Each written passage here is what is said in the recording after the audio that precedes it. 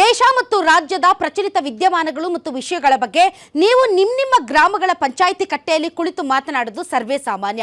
ಅದೇ ರೀತಿ ಇವತ್ತು ನಿಮ್ಮ ಗ್ಯಾರಂಟಿ ನ್ಯೂಸ್ನ ರಾಧಕ್ಕ ಪಂಚಾಯಿತಿಯಲ್ಲೂ ಕೂಡ ಒಂದು ವಿಷಯದ ಬಗ್ಗೆ ನಾವು ಚರ್ಚೆ ಮಾಡ್ತಾ ಇದ್ದೀವಿ. 17 ಏಪ್ರಿಲ್ 2026 ಮಠ ಮಧ್ಯಾಹ್ನದಂದು ವಿಶೇಷ ಅಧಿವೇಶನದಲ್ಲಿ ಸ್ಪೀಕರ್ ಮಹಿಳಾ ಮೀಸಲಾತಿ ಬಿಲ್ನ ಫಲಿತಾಂಶವನ್ನು ಪ್ರಕಟಿಸಿದಾಗ ಭಾರತದ ಗಲ್ಲಿಗಳಿಂದ ಹಿಡಿದು ಸಂಸತ್ತಿನವರೆಗೆ ಎಲ್ಲರೂ ಆಶ್ಚರ್ಯಚಕಿತರಾಗೋದ್ರು. ಅಯ್ಯೋ, ಯಾಕೆ ಹಿಂಗಾಗೋಯ್ತು? ಈ ಭಾರತದ ಜನಸಂಖ್ಯೆಯ ಅರ್ಧದಷ್ಟಿರುವಂತಹ ಮಹಿಳೆಯರ ಹಕ್ಕು ಅಧಿಕಾರಗಳನ್ನ ಅವರಿಗೆ ಕೊಡಿಸುವ ನಿಟ್ಟಿನಲ್ಲಿ ಈ ಸರ್ಕಾರ ದುರ್ಬಲ ಆಗೋಯ್ತಾ? ಅಮಿತ್ ಶಾ ಅವರ ಚಾಣಕ್ಯ ನೀತಿ ಫೇಲ್ ಆಗೋಯ್ತಾ? ಅಥವಾ ವಿರೋಧ ಪಕ್ಷಗಳು ಮಹಿಳೆಯರ ವಿರುದ್ಧವಾಗಿದ್ದಾರಾ? ಅಥವಾ ಮಹಿಳೆಯರ ಬಿಲ್ನ ಒಳಗಡೆ ಅಡಗಿಸಿ ಇಟ್ಟಿದ್ದಂತಹ ಆ ಪುನರ್ ವಿಂಗಡಣೆ ಎನ್ನುವಂತಹ ಉಪಾಯದ ಹೆಜ್ಜೆ ಉಸಿರುಗಟ್ಟಿಸ್ತಾ ಇದೆಯಾ ವಿರೋಧ ಪಕ್ಷಗಳನ್ನ? ಮಹಿಳಾ ಬಿಲ್ನ ಮುಂದೆ 2029 ಚುನಾವಣೆಯ ಹಿತಾಸಕ್ತಿ ಅಡಗಿದೆಯಾ? ಇದು ಕೇವಲ ಮಹಿಳಾ ಮೀಸಲಾತಿ ಬಿಲ್ ಅಷ್ಟೇ ಅಲ್ವಾ? ಉಪಾಯವಾಗಿ ಇದರ ಒಳಗಡೆ ಪುನರ್ವಿಂಗಡಣೆ ಎನ್ನುವಂತ ರಾಜಕೀಯವನ್ನ ಸೇರಿಸಿದ್ದಾರಾ? ಅಬ್ಬಬ್ಬಬ್ಬಾ, ಚರ್ಚೆಗಳು ಎಷ್ಟರ ಮಟ್ಟಿಗೆ ಗರಿಗೆದರಿದೆ ಎಂದರೆ, ನಾವು ಮಹಿಳೆಯರ ಪರ, ಆದ್ರೆ ಮಹಿಳೆಯರ ಬಿಲ್ನ ಒಳಗಡೆ ನಿಮಗೆ ಬೇಕಾಗಿರೋದನ್ನ ನೀವಿಟ್ಟು ಆಟ ಆಡಿಸಿ ಬಿಲ್ ಸೋಲೋ ಹಾಗೆ ಮಾಡಿದ್ರಲ್ಲ, ಇದು ನಿಮ್ಮ ಇಚ್ಛಾಶಕ್ತಿಯ ಕೊರತೆ ಅಂತ ವಿಪಕ್ಷಗಳು ಹೇಳಿದ್ರೆ, ನೀವು ಮಹಿಳೆಯರ ಪರನೇ ಇಲ್ಲ, ಮಹಿಳೆಯರ ವಿರುದ್ಧ ಓಟ್ ಹಾಕಿದ್ದೀರಿ, ನೀವು ಒಂದು ರೀತಿ ಮಹಿಳೆಯರ ವಸ್ತ್ರಾಪಹರಣ ಮಾಡಿದ್ದೀರಿ ಅನ್ನೋ ಲೆವೆಲ್ಗೆ ಬಿಜೆಪಿ ಮಾತಾಡ್ತಾ ಇದೆ. ಬಟ್ ಬಿಜೆಪಿ, ಕಾಂಗ್ರೆಸ್ ಆಡಳಿತ ವಿಪಕ್ಷಗಳ ನಡುವೆ ಸೋತು ಹೋಗಿದ್ದು ಮಹಿಳೆಯರ ಹಕ್ಕು ಅಧಿಕಾರಗಳು. ಹಾಗಾದ್ರೆ ಇದಕ್ಕೆ ಕಾರಣ ಯಾರು? ಈ ಭಾರತ ದೇಶದಲ್ಲಿ ಭಾರತೀಯ ನಾರಿ ಶಕ್ತಿಯ ಪರ ಇರೋರು ಯಾರು, ವಿರುದ್ಧ ಇರೋರು ಯಾರು? ಇದೇ ಇವತ್ತಿನ ರಾಧಕ್ಕ ಪಂಚಾಯಿತಿಯ ವಿಶೇಷ. ಈ ದೇಶದ ಮಹಿಳೆಯರ ಹಕ್ಕು ಅಧಿಕಾರಗಳನ್ನ ಕಸಿದುಕೊಳ್ಳುವಲ್ಲಿ ಯಾರು ಪಾತ್ರ ವಹಿಸಿದ್ರು ಮತ್ತು ಯಾರು ಫೇಲ್ ಆದ್ರು ಮತ್ತು ಇದಕ್ಕೆ ಯಾರು ಕಾರಣ ಅನ್ನೋದ್ರ ಬಗ್ಗೆ ಮಾತಾಡೋದಕ್ಕೆ ವೀಕ್ಷಕರೇ, ನಿಮ್ಮ ಪರವಾಗಿ ಸಾಕಷ್ಟು ಜನ ಆಡಿಯನ್ಸ್ ಇವತ್ತು ನಮ್ಮ ಸ್ಟುಡಿಯೋದಲ್ಲಿದ್ದಾರೆ. ಬನ್ನಿ, ಅವ್ರನ್ನ ವೆಲ್ಕಮ್ ಮಾಡೋಣ. ತಮ್ಮೆಲ್ಲರಿಗೂ ಕೂಡ ವಿಶೇಷ ಕಾರ್ಯಕ್ರಮಕ್ಕೆ ಸ್ವಾಗತ.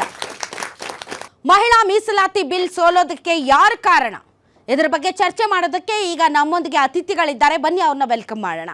ನಮ್ಮೊಂದಿಗೆ ಇದ್ದಾರೆ ಮಹಿಳಾ ಪರ ಹೋರಾಟಗಾರ್ತಿಯಾದಂತಹ ಮಾನ್ವಿತಾ ಮೇಡಮ್. ತಮಗೆ ವಿಶೇಷ ಕಾರ್ಯಕ್ರಮಕ್ಕೆ ಸ್ವಾಗತ. ಬಿಜೆಪಿ ಮಹಿಳಾ ಮೋರ್ಚಾ ಉಪಾಧ್ಯಕ್ಷರಾದಂತಹ ವಿಜಯಲಕ್ಷ್ಮಿ ಆನಂದ್ ಅವರು ನಮ್ಮೊಂದಿಗಿದ್ದಾರೆ. ಮೇಡಮ್, ತಮಗೂ ಕೂಡ ಸ್ವಾಗತ. ಇನ್ನು ಕಾಂಗ್ರೆಸ್ ವಕ್ತಾರರಾದಂತಹ ಭವ್ಯ ನರಸಿಂಹಮೂರ್ತಿ ನಮ್ಮೊಂದಿಗೆ ಜಾಯ್ನ್ ಆಗಿದ್ದಾರೆ. ಮೇಡಮ್, ತಮಗೂ ಸ್ವಾಗತ. ಇನ್ನು ಜೆಡಿಎಸ್ ವಕ್ತಾರರಾದಂತಹ ಪ್ರಶಾಂತಿ ಮೇಡಮ್ ಜಾಯ್ನ್ ಆಗಿದ್ದಾರೆ. ಮೇಡಮ್, ತಮಗೂ ಕೂಡ ಸ್ವಾಗತ. ನಮಸ್ಕಾರ ಎಲ್ಲರಿಗೂ. ಮೊದಲನೇದಾಗಿ ಮೇಡಮ್ ವಿಜಯಲಕ್ಷ್ಮಿ ಅವರೇ, ಮಹಿಳಾ ಮೀಸಲಾತಿ ಬಿಲ್ ಸೋಲೋದಕ್ಕೆ ಏನ್ ಕಾರಣ? ವಿಪಕ್ಷಗಳ ಮಹಿಳಾ ವಿರೋಧಿ ಧೋರಣೆ ಅಂತ ಹೇಳಿ. ಅವರ ಪಕ್ಷದಲ್ಲಿ ಸಹ ಮಹಿಳಾ MP ಇದ್ದಾರೆ. ಅವರು ಸಹ ಇವತ್ತು ಈ ಬಿಲ್ಲಿನ ವಿರೋಧವಾಗಿ ಅವರು ಮತ ಹಾಕಿರೋದು ಬಹಳ ವಿಷಾದಕರ ವಿಷಯ ಆಗಿರ್ಬೋದು. ಅವರಿಗೆ ಈ ಬಿಲ್ ಪಾಸ್ ಆಗೋದು ಇಷ್ಟ ಇಲ್ಲ. ಯಾಕೆ ಇಷ್ಟ ಇರಲಿಲ್ಲ? ಯಾಕೆ ಅಂದರೆ ಸಾಮಾನ್ಯ ಮಹಿಳೆ ಒಂದು ವಿಧಾನಸಭೆ ಅಥವಾ ಲೋಕಸಭೆಗೆ ಬರೋ ಇಚ್ಛೆ ಇಲ್ಲ ಅವರಿಗೆ. ಒಂದು ಕುಟುಂಬದ ಮಹಿಳೆಯರು ಮಾತ್ರ ಅವರಿಗೆ ಕಾಣಿಸೋದು. ಪಂಚಾಯಿತಿ ಎಲೆಕ್ಷನ್ಗಳಲ್ಲಿ, ಲೋಕಲ್ ಬಾಡಿ ಎಲೆಕ್ಷನ್ಸ್ ಅಲ್ಲಿ ಮೇಡಮ್ ಏನು ಮಹಿಳೆಯರಿಗೆ ಮೀಸಲಾತಿ ಇದೆಯಲ್ಲ, ಅದು ತಂದಿದ್ಯಾರು?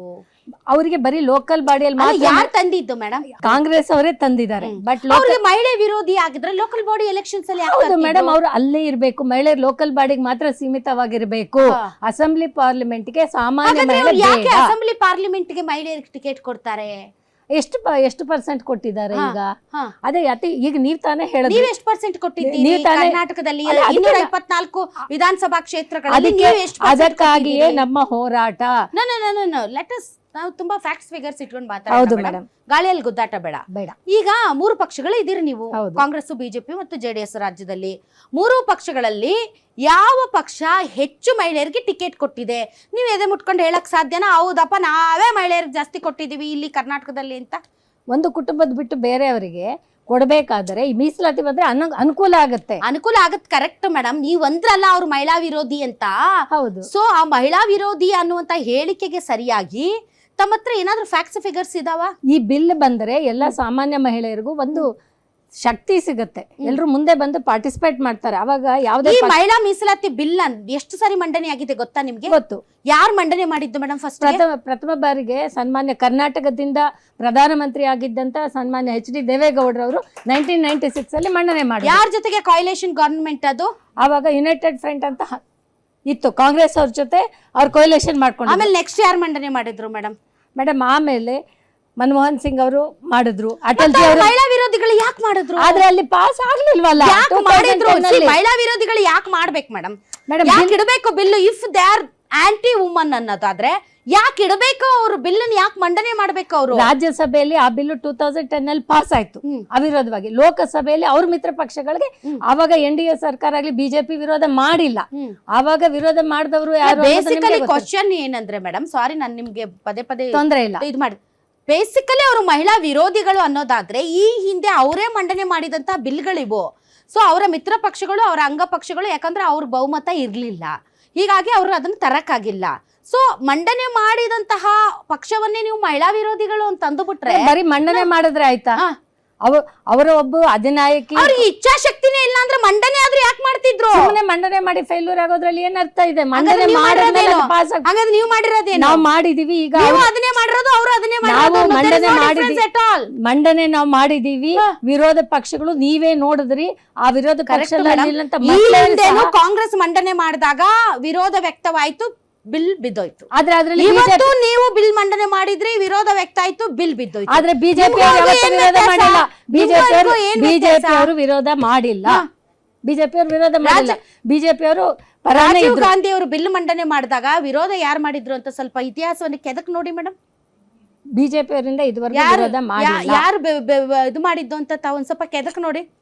ಸೊ ಬೇಸಿಕಲಿ ಮೇಡಮ್, ನಿಮ್ಗೆ ನಂಬರ್ಸ್ ಇಲ್ಲ ಅಂತ ನಿಮ್ಗೆ ಗೊತ್ತಿತ್ತಲ್ಲ ಮೇಡಮ್? ಗೊತ್ತಿತ್ತು. ನೀವು ಈ ಹಿಂದೆ 2 ಬಾರಿ ಅಧಿಕಾರಕ್ಕೆ ಬಂದಾಗ ತಾವು ಬಹುಮತದಿಂದ ಅಧಿಕಾರಕ್ಕೆ ಬಂದಿದ್ರಲ್ವಾ ಮೇಡಮ್? ನಿಮ್ಗೆ ಇಚ್ಛಾಶಕ್ತಿ ಇದ್ರೆ ಆವಾಗಲೇ ಮಂಡನೆ ಮಾಡ್ಬೋದಾಗಿತ್ತು. ಅವ್ರನ್ನ ಯಾಕೆ ಕೇಳ್ಕೊತ ನೀವು ಬೇಕಾಗಿದ್ದ ಬಿಲ್ ಎಲ್ಲ ಮಂಡನೆ ಮಾಡಿದ್ರಲ್ಲ? ಆವಾಗ ಆ ಬಿಲ್ ಮಂಡನೆ ಮಾಡಿದ್ರೆ ಈ ಬಿಲ್ಲನ್ನ 23ಕ್ಕೆ ಮಂಡನೆ ಮಾಡೋ ಉದ್ದೇಶ ಇತ್ತು ಅಂತ ಮೊದಲೇ ಮಾಡಿದ್ವಿ. ಆದ್ರೆ ವಿಶ್ವಾಸ ಇತ್ತು.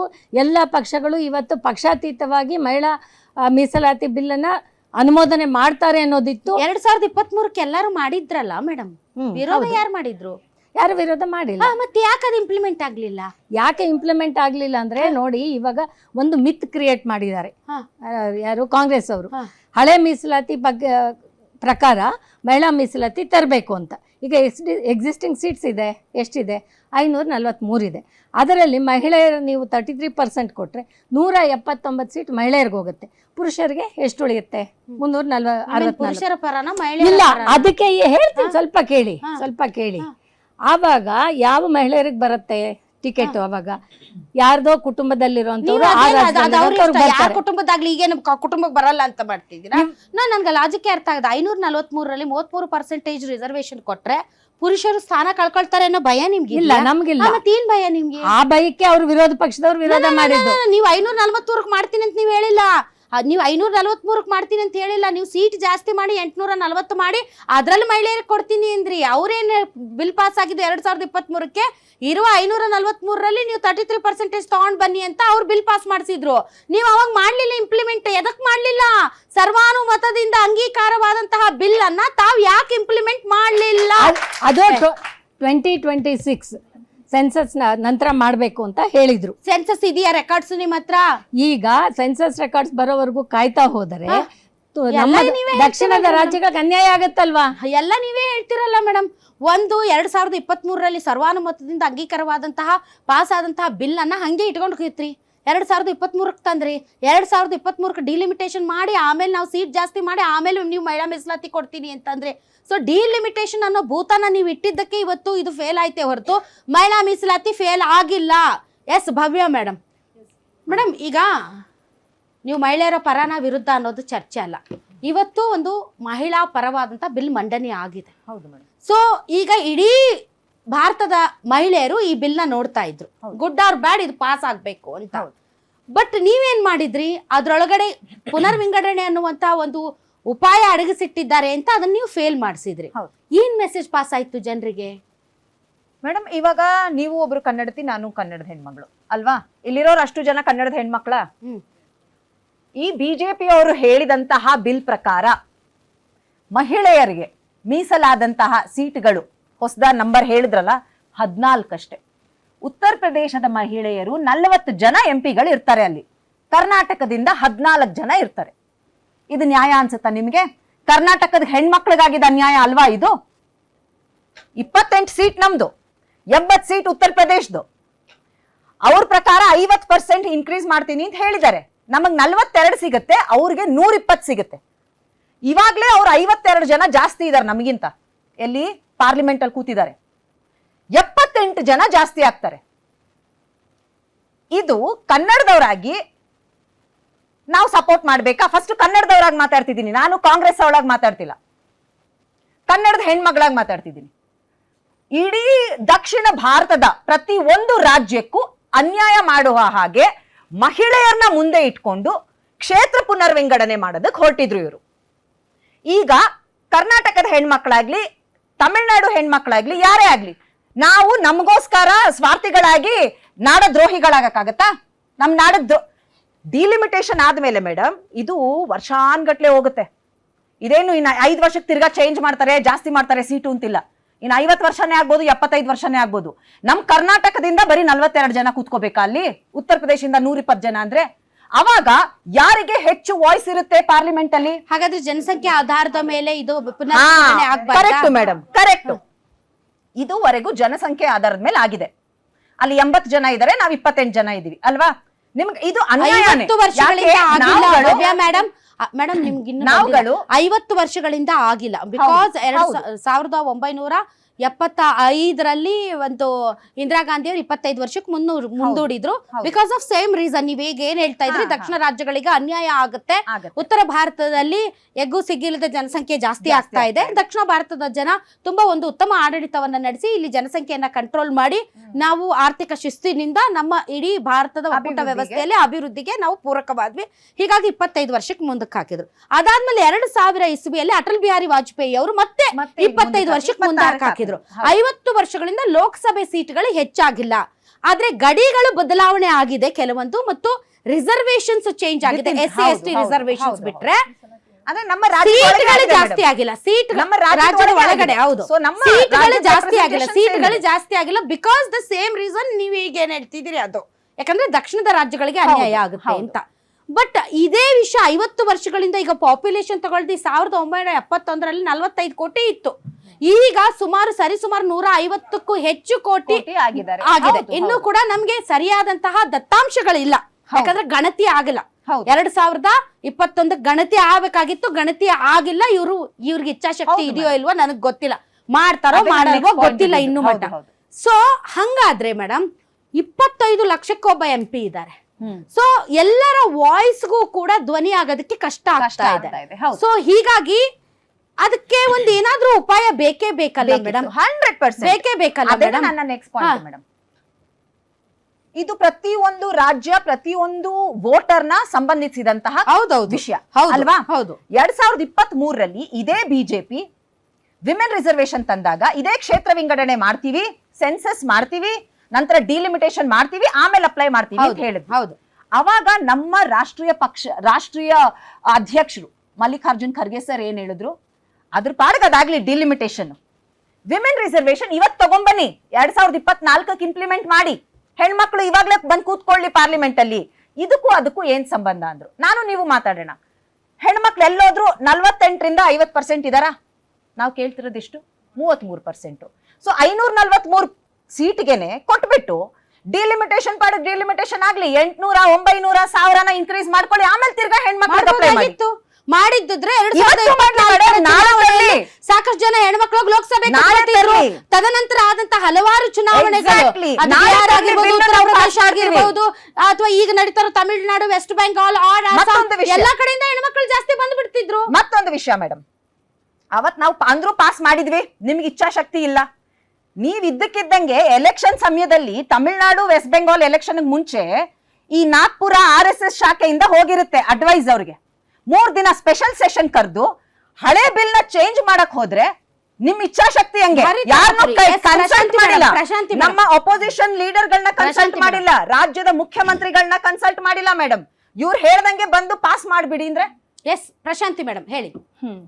ಇವಾಗ ಭವ್ಯ ಅವರು ತುಂಬಾ ಮಾತಾಡಿದ್ರು ಹೆಣ್ಮಕ್ಳು ಇಚ್ಛಾಶಕ್ತಿ ಅಂತೆಲ್ಲ ಹೇಳಿ. ಇಂದಿರಾ ಗಾಂಧಿ ಅವರಿಗೆ 1976ರಲ್ಲಿ ಈ ಅವಕಾಶ ಸಿಕ್ಕಿತ್ತು, ಮಾಡ್ಬೋದಾಗಿತ್ತು. ಪ್ರಪ್ರಥಮ ಬಾರಿಗೆ ದೇವೇಗೌಡರ ಅಪ್ಪಾಜಿಯವರು ಇದನ್ನು ಮಂಡನೆ ಮಾಡ್ತಾರೆ, ಇದನ್ನು ತರಲೇಬೇಕು ನಾವು ಯಾವುದೇ ಕಾರಣಕ್ಕಾಗಿ ಅಂತ ಹೇಳಿ ದೇವೇಗೌಡರ ಅಪ್ಪಾಜಿಯವರು ಇದನ್ನು ಫಸ್ಟ್ ನರಸಿಂಹರಾವ್ ಅವರಿಗೆ ಪತ್ರ ಬರೀತಾರೆ. ಇದರ ಬಗ್ಗೆ ನಮ್ಮ ಹತ್ರ ದಾಖಲಾತಿಗಳು ಕೂಡ ಇದೆ. ಬಹುತೇಕ ಜನಗಳಿಗೆ ಕಾಂಗ್ರೆಸ್ ಅವರು ತಪ್ಪು ಸಂದೇಶವನ್ನು, ಇಲ್ಲ ನಾವೇ ಮಾಡಿದ್ದು ಅಂತ ತಪ್ಪು ಸಂದೇಶವನ್ನು ರವಾನಿಸಿದ್ದಾರೆ. ಹೇಳಬೇಕು ಅಂತ ಹೇಳಿದ್ರೆ ಇದು ದೇವೇಗೌಡರ ಅಪ್ಪಾಜಿ ಅವರೇ ಮಾಡಿರೋವಂಥದ್ದು.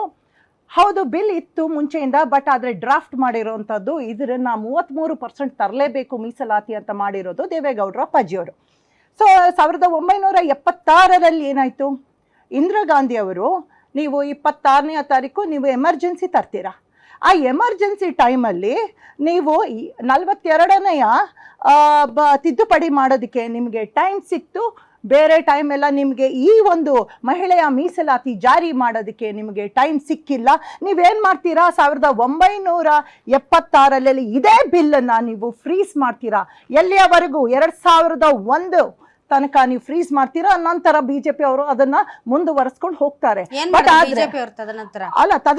ಫ್ರೀಸ್ ಮಾಡ್ತಾರೆ. ಅಲ್ಲ, ಅದೇ ಕಾರಣ ಜನಗಣತಿ. ನೋಡಿ, ಇಲ್ಲಿ ಕಾರಣ ಜನಗಣತಿ ಆಧಾರದ ಮೇಲೆ ಹಾಗಾದ್ರೆ ಇಂದಿರಾ ಗಾಂಧಿ ಅವ್ರು ಮಾಡಿದ ತಪ್ಪು ಅಟಲ್ ಬಿಹಾರಿ ವಾಜಪೇಯಿ ಮಾಡಬಹುದಾಗಿತ್ತಲ್ಲ. ಒಂದು ಹೆಣ್ಮಕ್ಳು ಬಗ್ಗೆ ಹೆಣ್ಮಕ್ಳು ಅಂತ ಮಾತಾಡ್ತೀರಾ. ಎಸ್, ಇಂದಿರಾ ಗಾಂಧಿ ಅವ್ರು ಮಾಡ್ಲಿಲ್ಲ, ತಪ್ಪು. ಯಾಕೆ ಮಾಡಿ ಅಟಲ್ ಬಿಹಾರಿ ವಾಜಪೇಯಿ ಅವ್ರು 25 ವರ್ಷ ಮುಂದೂಡಿದ್ರಲ್ಲ, ಅದು ಸರಿನಾ? ಅಲ್ಲ, ಅದು ಸರಿನಾ ಮೇಡಮ್? ಅದು ತಪ್ಪು, ಅದು ತಪ್ಪು. ನೀವ್ ಯಾಕೆ ಮಾಡಿ? ಅಲ್ಲ, ಅದು ತಪ್ಪು. ಕರೆಕ್ಟ್ ಮೇಡಮ್, ಅದು ತಪ್ಪು. ಇಂದಿರಾ ಗಾಂಧಿ ಅವ್ರು ಮಾಡಿದ ತಪ್ಪು, ಅಟಲ್ ಬಿಹಾರಿ ವಾಜಪೇಯಿ ಅವ್ರು ಮಾಡಿದ್ರು. ವಾಜಪೇಯಿ ಅವರು ಜನಗಣತಿ ಆಧಾರದ ಮೇಲೆ ಅವ್ರು ಮಾಡಿದ್ರೆ ಸರಿ, ವಾಜಪೇಯಿ ಅವರು. ಇಂದಿರಾ ಗಾಂಧಿ ಅವ್ರು ಮಾಡಿದ್ರೆ ತಪ್ಪು. ಏನ್ ಮೇಡಮ್, ಏನ್ ನಿಮ್ ಮಾತಿನ 2011ಕ್ಕೆ ಒಂದ್ಸಲ ಬಂತಲ್ಲ, ನೀವು ಸೆನ್ಸಸ್ ಮಾಡಿದ್ರಿ, ಆವಾಗ ಮಾಡಬಹುದಾಗಿತ್ತು. ಆವಾಗ ನೀವು ಅನುಮತಿ ಇದು ಮಂಡನೆ ಎಲ್ಲ ಮಾಡಬಹುದಾಗಿತ್ತು. ಯಾಕೆ ಮಾಡಿಲ್ಲ? ಆವಾಗ್ಲೂ ಕೂಡ ನೀವು 2023ಕ್ಕೆ ಸರ್ವಾನುಮತದಿಂದ ಅಂಗೀಕಾರವಾಯ್ತಲ್ಲ, ಆಗ ಮಾಡ್ಬೇಕಾಗಿತ್ತು. ಯಾಕೆ ಮಾಡ್ಲಿಲ್ಲ? ಈಗ ನೋಡಿ, ಯಾಕೆ ಮಾಡ್ಲಿಲ್ಲ? ಯಾಕೆ ಮಾಡಿಲ್ಲ? ಮೋದಿ ಯಾರು? ಮೇಡಮ್, 56 ಇಂಚಿನ ಎದೆಗಾರಿಕೆ ಇರುವಂತಹ ನಾರಿಯನ್ನ, ಈ ದೇಶದ ನಾರಿಯರನ್ನ ಉದ್ಧಾರ ಮಾಡಲೆಂದೇ ಬಂದಂತವ್ರು 2023ರಲ್ಲಿ ಸರ್ವಾನುಮತದಿಂದ ಅಂಗೀಕಾರವಾದಂತಹ ಬಿಲ್ ಅನ್ನ ಯಾಕೆ ಮಾಡ್ಲಿಲ್ಲ? ಇಂದಿರಾ ಗಾಂಧಿ ಸರಿ ಇಲ್ಲ, ಜವಾಹರ್ಲಾಲ್ ನೆಹರು ಸರಿ ಇಲ್ಲ, ನರಸಿಂಹರಾವ್ ಸರಿ ಇಲ್ಲ, ಎಲ್ಲರೂ ಸರಿ ಇಲ್ಲ, ಮೋದಿ ಸರಿ ಇದ್ದಾರಲ್ಲ, ಅವ್ರು ಮಾಡ್ಬೋದಾಗಿತ್ತಲ್ಲ ಮೇಡಮ್. ಯಾಕೆ ಮಾಡ್ಲಿಲ್ಲ? ಮೇಡಮ್, ಜನಸಂಖ್ಯೆ ಆಧಾರದ ಮೇಲೆ ಇದನ್ನ ಮಾಡೋದು. ಈಗ ಜನಸಂಖ್ಯೆ, ಅವ್ರಿಗೆ ಜನಸಂಖ್ಯೆ ಆಧಾರ ಇಲ್ಲ. ವಾಜಪೇಯಿಗೆ ಜನಗಣತಿ ಬೇಕು, ಇಂದಿರಾ ಗಾಂಧಿ ಜನಗಣತಿ ಬೇಡ. ಹಿಂದಿಂದ ಮುಗಿಸ್ಬಿಡಿ ಮೇಡಮ್, ಮಾತಾಡೋಣ. ಈ ಸರ್ಕಾರ 2023ರಲ್ಲಿ ಮೇಡಮ್, ನನ್ಗೆ ಐ ವಾಂಟ್ 2023ಕ್ಕೆ ಯಾರ ವಿರೋಧನೂ ಇರಲಿಲ್ಲ, ಒಬ್ಬರು ವಿರೋಧನೂ ಇರಲಿಲ್ಲ. ಸರ್ವಾನುಮತದಿಂದ ಅಂಗೀಕಾರವಾಯ್ತು ಬಿಲ್, ಮಹಿಳಾ ಬಿಲ್. ಯಾಕೆ ಮಾಡ್ಲಿಲ್ಲ ಮೋದಿ? ಯಾಕೆ ಅಂದ್ರೆ ಮೋದಿ ಅವರು ಇವಾಗ ಜನಸಂಖ್ಯೆ ಆಧಾರದ ಮೇಲೆ ಡಿಲಿಮಿಟೇಷನ್ ಮಾಡೋಣ ಅಂತ ಹೇಳಿದ್ರು. ಯಾಕೆ ಡಿಲಿಮಿಟೇಷನ್ ಮಾಡದೇ ಮಾಡಬಹುದಾಗಿತ್ತಲ್ಲ ಮೇಡಮ್? ಒಂದ್ ನಿಮಿಷ, ನಿಮಗೆ ಇಚ್ಛಾಶಕ್ತಿ ಇದ್ರೆ 543ಕ್ಕೆ ಮಾಡಬಹುದಾಗಿತ್ತಲ್ಲ. ಅದೇ ಹೇಗೆ ಪ್ರಶ್ನೆ ಕೇಳ್ತೀನಿ. ಯಾವ ಆಧಾರದ ಮೇಲೆ ನೀವು ಬಿಬಿಎಂಪಿಗೆ ವಿಂಗಡಣೆ ಮಾಡಿದ್ರಿ? ಯಾವ ಆಧಾರದ ಮೇಲೆ? ಯಾವ 198 ಇದ್ದಿದ್ದು ವಾರ್ಡ್ಗಳನ್ನ ನೀವು 243 ಮಾಡ್ತೀರಲ್ಲ, ನಿಮಗೆ ಆವಾಗ ಸರ್ವೋಚ್ಚ ನ್ಯಾಯಾಲಯ ಅಂದ್ರೆ ವಿಂಗಡಣೆ ಮಾಡಿ, ಅಂದ್ರೆ ವಿಂಗಡಣೆ ಒಂದ್ ನಿಮಿಷ, ವಿಂಗಡಣೆ ಅನ್ನುವಂಥದ್ದು ಮಹಿಳಾ ಮೀಸಲಾತಿ ಒಳಗಡೆ ಇಟ್ಟಿದ್ದು ನಿಜ. ಹೌದು, ವಿಂಗಡಣೆ. ಈಗ ವಿಂಗಡಣೆ ಅನ್ನೋದನ್ನ ಇಟ್ಟಿದ್ದು ನಿಜ ಮಹಿಳಾ ಮೀಸಲಾತಿಯಲ್ಲಿ. ಮೇಡಮ್, ಇವಾಗ ನೀವ್ ಯಾವ ಆಧಾರದ ಮೇಲೆ ಪ್ರಶ್ನೆ ಮಹಿಳೆಯರಿಗೆ ಅಲ್ಲ, ಮಹಿಳೆಯರಿಗೆ ಮೀಸಲಾತಿ ಕೊಡೋದಕ್ಕೆ ಏನೇನೋ ಮಾತಾಡಿದ್ರೆ, ಮಹಿಳೆಯರಿಗೆ ಮೀಸಲಾತಿ ಕೊಡೋದಕ್ಕೆ ವಿಂಗಡಣೆ ಯಾಕೆ ಬೇಕು? ಬರ್ತೀನಿ. ನೀವು ಯಾವ ಆಧಾರದ ಮೇಲೆ ಮಹಿಳೆಯರ ಹಕ್ಕು ಅಧಿಕಾರಗಳನ್ನ ಅವರಿಗೆ ಕೊಡೋದಕ್ಕೆ ನೀವು ವಿಂಗಡಣೆ ಅನ್ನುವಂಥದ್ದನ್ನ ಯಾಕೆ ಮಧ್ಯದಲ್ಲಿ ತುರುಕ್ತೀರಿ? ಇಲ್ಲ, ನೀವ್ ಯಾಕೆ ಬಿಬಿಎಂಪಿ ವಿಂಗಡಣೆ ಮಾಡಿ? ಬಿಬಿಎಂಪಿ ವಿಷಯ ಅಲ್ಲ ಇದು ಬಿಬಿಎಂಪಿ ವಿಷಯ ಅಲ್ಲ, ಇದು ಮಹಿಳಾ ಮೀಸಲಾತಿ ವಿಷಯ. ಬಿಬಿಎಂಪಿಯಲ್ಲಿ 50% ಕೊಡ್ತೀವಿ ಅಂತ ಹೇಳಿದ್ದಾರೆ ಅವರು, 50% ಕೊಡ್ತೀವಿ ಅಂತ ಹೇಳಿದ್ದಾರೆ. ಲಿಮಿಟೇಷನ್ ನಿಮ್ಮ ಮಾತಿಗೆ ಬರ್ತೀನಿ. ಇವಾಗ ಒಂದು MP ಎಷ್ಟು ಇವಾಗ ಸದ್ಯಕ್ಕೆ 27 ಅದೆಲ್ಲ ಬೇಡ ಮೇಡಮ್, ಮಹಿಳಾ ಮೀಸಲಾತಿ ಬಗ್ಗೆ ಮಾತಾಡಿ. ಹೌದು, ಮಹಿಳಾ ಮೀಸಲಾತಿ, ಇವಾಗ ನೀವು ಮಹಿಳೆಯರಲ್ವಾ, ಮಹಿಳೆಯರ ಹಕ್ಕು ಅಧಿಕಾರಗಳಿಗೋಸ್ಕರ ಮಾತಾಡ್ತಿದ್ದೀರಲ್ಲ, ಮಹಿಳೆಯರಿಗೆ ಕೊಡುವಂತಹ ಹಕ್ಕು ಅಧಿಕಾರಗಳ ವಿಚಾರದಲ್ಲಿ ವಿಂಗಡಣೆ ಗಣತಿ ಅನ್ನುವಂತಹ ಈ ಷರತ್ತುಗಳು ಹೆಂಗ್ ಬಂತು? ಯಾಕೆ ಬಂತು? 543ಗೆ ಎಷ್ಟು ಜನ ಮಹಿಳೆಯರಿಗೆ ಕೊಡ್ತೀರಾ ನೀವು? ಇವರು ಆಯ್ತು 33% ನೀವು 543ಕ್ಕೆ 1/3 ಕೊಡ್ರಿ. ಒಂದ್ ಎಂಪಿಗೆ ಎಷ್ಟು ಕೊಡಿ. ಅದು ಆಮೇಲಿನ ವಿಷಯ. ನೀವು ಮಾತಾಡ್ಬೇಕಾಗಿರೋದು ಮಹಿಳಾ ಮೀಸಲಾತಿ, ಮಹಿಳೆಯರಿಗೆ ಕೊಡ್ಬೇಕಾಗಿರುವಂತ ಹಕ್ಕು ಅಧಿಕಾರಿಗಳು 543 800 ನೀವು 33% 1/3 ಕೊಡ್ಬೇಕು. ಅದಕ್ಕೆ ನೀವು ವಿಂಗಡಣೆ ಅನ್ನೋದು ಗೊತ್ತು ದಕ್ಷಿಣದ ರಾಜ್ಯಗಳು ಇದನ್ನ ವಿರೋಧಿಸ್ತವೆ ಅಂತ, ಗೊತ್ತು ದಕ್ಷಿಣದ ರಾಜ್ಯಗಳು ಈ ವಿಚಾರದಲ್ಲಿ ಇನ್ಸೆಕ್ಯೂರ್ ಇದಾವೆ ಅಂತ ಗೊತ್ತಿದ್ರು ಕೂಡ ನೀವು ಆ ಬಿಲ್ಗಳಲ್ಲಿ ಈ ಷರತ್ತುಗಳನ್ನ ಇಟ್ಟು ನಿಮ್ಗೆ ಗೊತ್ತದು ಬಿಲ್ ಫೇಲ್ ಆಗುತ್ತೆ ಅಂತ. ಇದು ಇಚ್ಛಾಶಕ್ತಿ ಅಲ್ಲಲ್ಲ ಮೇಡಮ್. ಮಾತಿಂದ ಜಮ್ಮು ಕಾಶ್ಮೀರದಲ್ಲಿ ಹೆಂಗ್ ಡಿಲಿಮಿಟೇಷನ್ ಮಾಡಿದಾರೆ ನಾವು ನೋಡಿದ್ದೀವಿ. ಹೆಂಗ್ ಡಿಲಿಮಿಟೇಷನ್ ಜಮ್ಮು ಕಾಶ್ಮೀರದಲ್ಲಿ ಆಗಿದೆ ಅಂತ ನಾವು ನೋಡಿದೀವಿ. ನಂಬುವ ನಾವು ನಮ್ಗೆ ಕೊಡ್ಬೇಕಾಗಿರೋ ಅನುದಾನ ಮೇಡಮ್ ಒಂದು ಪ್ರಾದೇಶಿಕ ಪಕ್ಷವಾಗಿ ದಯವಿಟ್ಟು ಒಂದು ಪ್ರಾದೇಶಿಕ ಪಕ್ಷವಾಗಿ ಪ್ರಾದೇಶಿಕತೆಯ ಅರಿವಿರ್ಲಿ ನಿಮ್ಗೆ. ಪ್ರಾದೇಶಿಕತೆಯ ಅರಿವಿದ್ದು ಮಾತಾಡಿ. ಗೆದ್ದೆತ್ತಿನ ಬಾಲ ಹಿಡಿದು ಬಿಜೆಪಿ ಟೋನಲ್ಲಿ ಮಾತಾಡ್ಬೇಕು. ಒಂದು ಪ್ರಾದೇಶಿಕ ಪಕ್ಷ ಗೆದ್ದೆತ್ತಿನ ಬಾಲದ ತರ ಬಿಜೆಪಿ ಟೋನಲ್ಲಿ ಮಾತಾಡಬಾರ್ದು. ನಾಳೆ ಈ ರಾಜ್ಯಕ್ಕೆ ಅನ್ಯಾಯ ಆದ್ರೆ ಮೊದಲು ಮಾತಾಡ್ಬೇಕಾಗಿರೋದು ಜೆಡಿಎಸ್ ಪಕ್ಷ. ಈಗ ಅವ್ರ ಜೊತೆ ಮೈತ್ರಿ ಮಾಡ್ಕೊಂಡಿದ್ದೀರಿ ಅಂತ ನಿಮ್ಮ ತನವನ್ನ ಕಳ್ಕೊಂಡು ಮಾತಾಡ್ತಾ ಇದೆಯಲ್ಲ, ಇಟ್ಸ್ ಟೂ ಬ್ಯಾಡ್. ಜನ ಯಾಕೆ ನಂಬಬೇಕು ನಿಮ್ಮನ್ನ? ಕರ್ನಾಟಕದ ಜನ ಒಂದು ಪ್ರಾದೇಶಿಕ ಪಕ್ಷವನ್ನ ಯಾಕೆ ನಂಬಬೇಕು? ನೀವು ಒಂದು ರಾಷ್ಟ್ರೀಯ ಪಕ್ಷದಂತೆ ಮಾತಾಡ್ತಾ ಇದ್ದೀರಿ. ನಿಮ್ಮನ್ನ ಯಾಕೆ ನಂಬಬೇಕು ಜನ? ನಿಮ್ಮನ್ನ ಯಾಕೆ ನಂಬಬೇಕು? ರಾಜ್ಯಕ್ಕೆ ಫಸ್ಟ್ ಅನುದಾನ ಬರ್ತಾ ಇಲ್ಲ, ಫಸ್ಟ್ ಅದನ್ನ ತರಿಸೋಲ್ಲ ಪ್ರಯತ್ನ ಪಡಿ ನೀವು. ಜೆಡಿಎಸ್ ಪ್ರಾದೇಶಿಕ ಪಕ್ಷ. ಅಮಿತ್ ಶಾ ಅವರು ಇದಕ್ಕೆ ಅಮಿತ್ ಶಾ ಅವ್ರು ಜಮ್ಮು ಕಾಶ್ಮೀರದಲ್ಲಿ ಮಾಡಿರೋದ್ ನಾವು ನೋಡಿದೀವಿ. ಡಿಲಿಮಿಟೇಷನ್ ಅವ್ರು ಹೇಳಿದ್ದಾರೆ ಅಂತ ನಮ್ಮಂತ ಮೂರ್ಖರು ನಾವಲ್ಲ. ಬರ್ಬೇಕಾಗಿರುವಂತ ಅನುದಾನದಲ್ಲಿ ಕಡಿತ ಆಗಿದ್ರು ಕೂಡ ಒಂದ್ ನಿಮಿಷ ಇರ್ರಿ ಮೇಡಮ್. ಬರ್ಬೇಕಾಗಿರುವಂತ ಅನುದಾನದಲ್ಲಿ ಕಡಿತ ಆಗಿದ್ರು ಒಂದ್ ನಿಮಿಷ